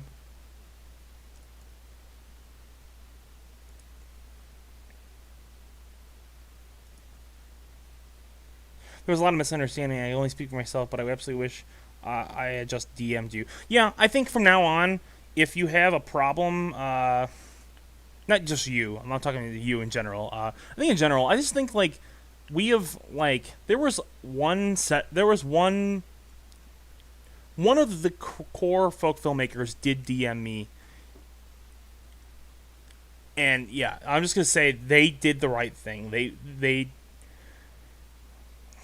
it's just hard because they're like I feel like this could have all been avoided, and like we wouldn't have to talk about this if we all just kind of DM'd and we're like, yo dude, it's cool. And now I feel like there's some tension there, and I feel like there's going to be a portrayal of like, no, we're all cool.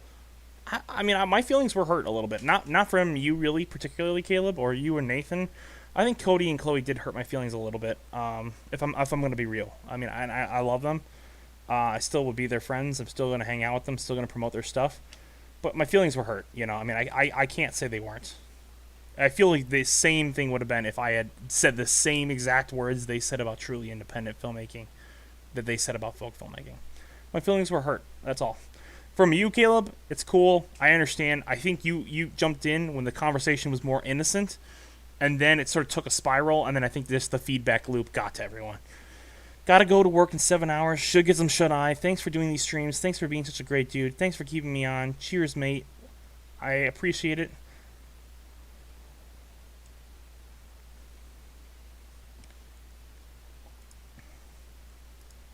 You know.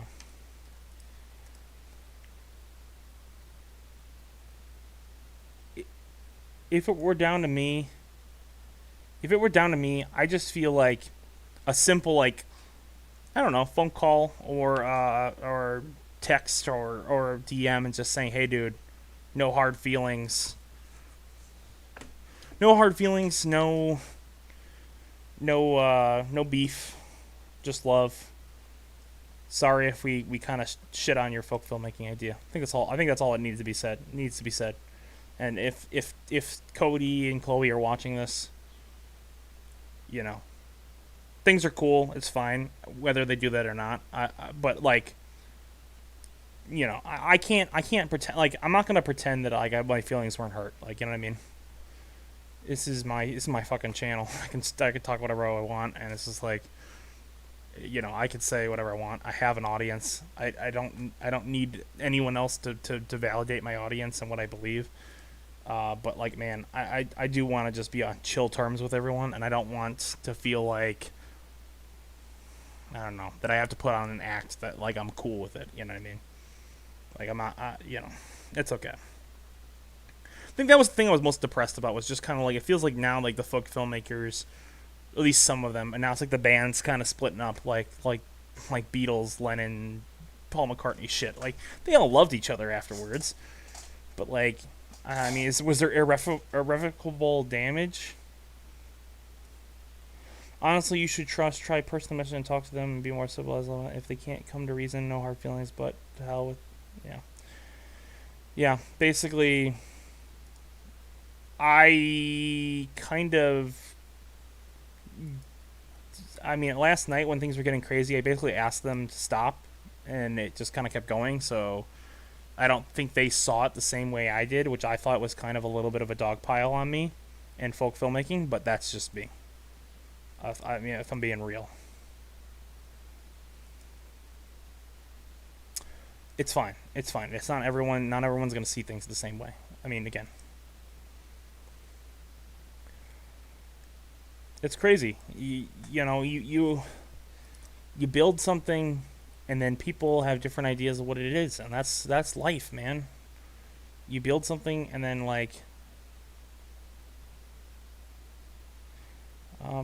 just jumped on what happened. I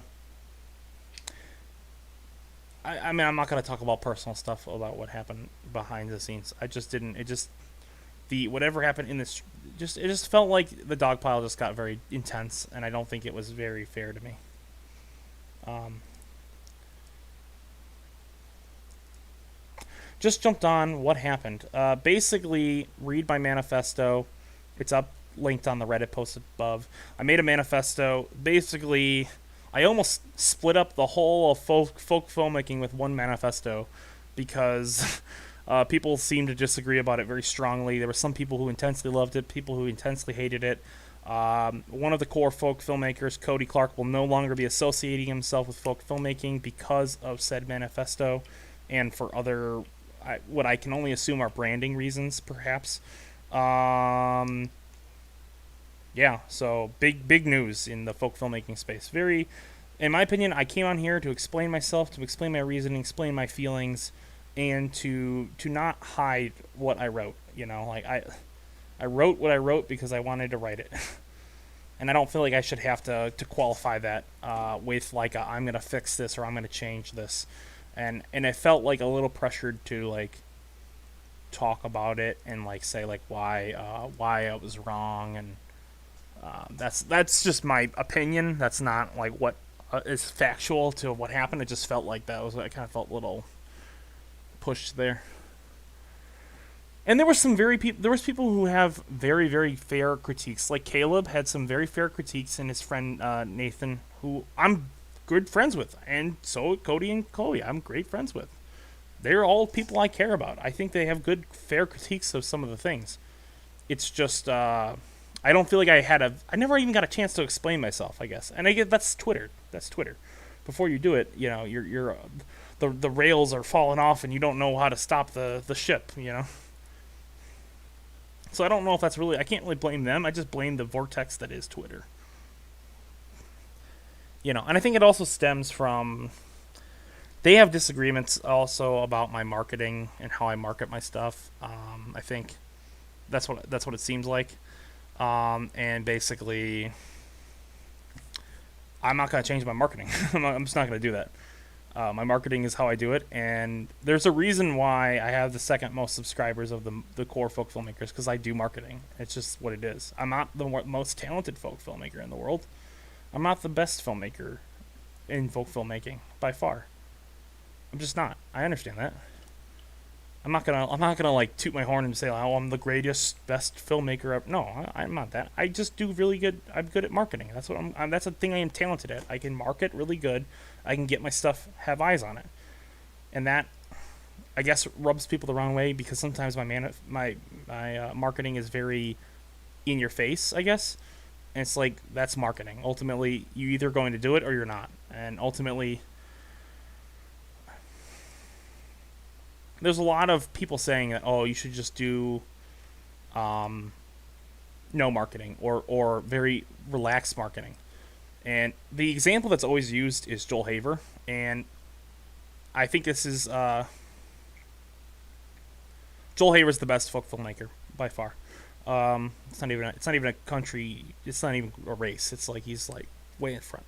Um, basically, what was I gonna say? I was gonna say something and then I lost my train of thought when you asked me that question.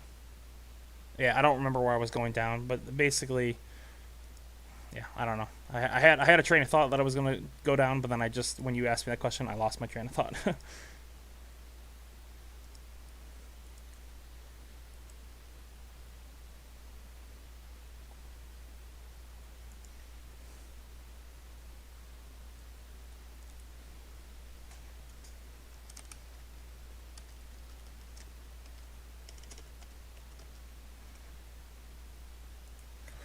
The marketing stuff should be personal preference. I think nobody's place to tell you how to market your work. Everyone is different, does it differently. Yeah, again, in my opinion, uh,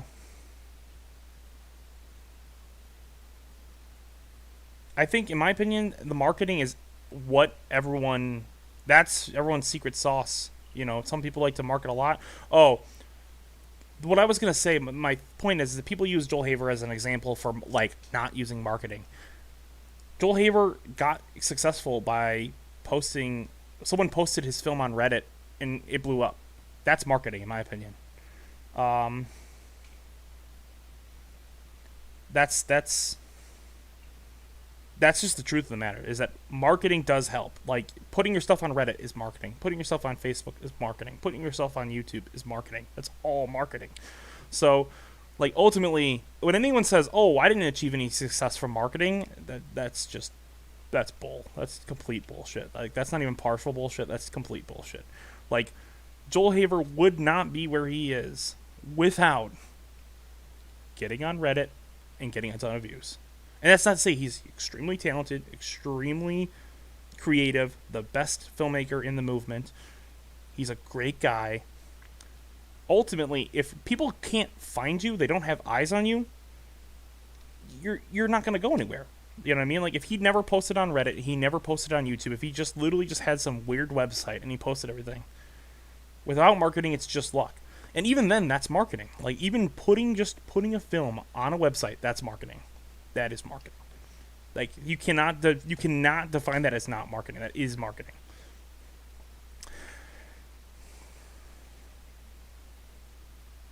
Yeah, this was kind of a response to the '95 manifesto. So yeah, I think we are watching the next set of filmmakers in a sort of slightly different mold, but similarly contextualized. The marketing stuff is just a personal preference. It's nobody's place to tell you how to market your work. Everyone does it differently. I would agree. Again, I'm not going to force anyone to market if they don't want to market. I think that, in my opinion, that it limits people. Sure, I think people limit themselves from their marketing because they don't want to spend time doing it. Uh, but that being said, that's their preference, and I'm not gonna like go in every. I'm not gonna go in and like explain that to everyone.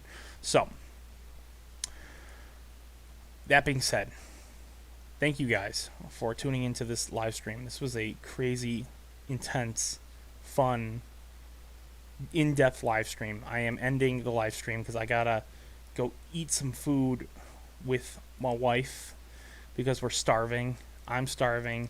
I'm probably going to take a little bit of a break from the YouTube space because I'm a little stressed and tired and didn't get a ton of sleep. I just want to say thank you to everyone who came in here. I want to say thank you to all the people who challenged me for and against the idea of this thing. I want to say to all the folk filmmakers, Cody, Chloe, Caleb, Nathan, all the people who were critical of my stuff. I love you guys. We're cool. We're all cool. This is just a stream I was doing just because I needed to vent my opinions on stuff, and I couldn't do this in a Twitter thread. It just wouldn't. I tried to do it earlier this morning, and it didn't reach the amount of people I wanted it to reach. So you guys are all cool. I love all you guys. Folk filmmaking will live on. It's going to be stronger. This was a moment.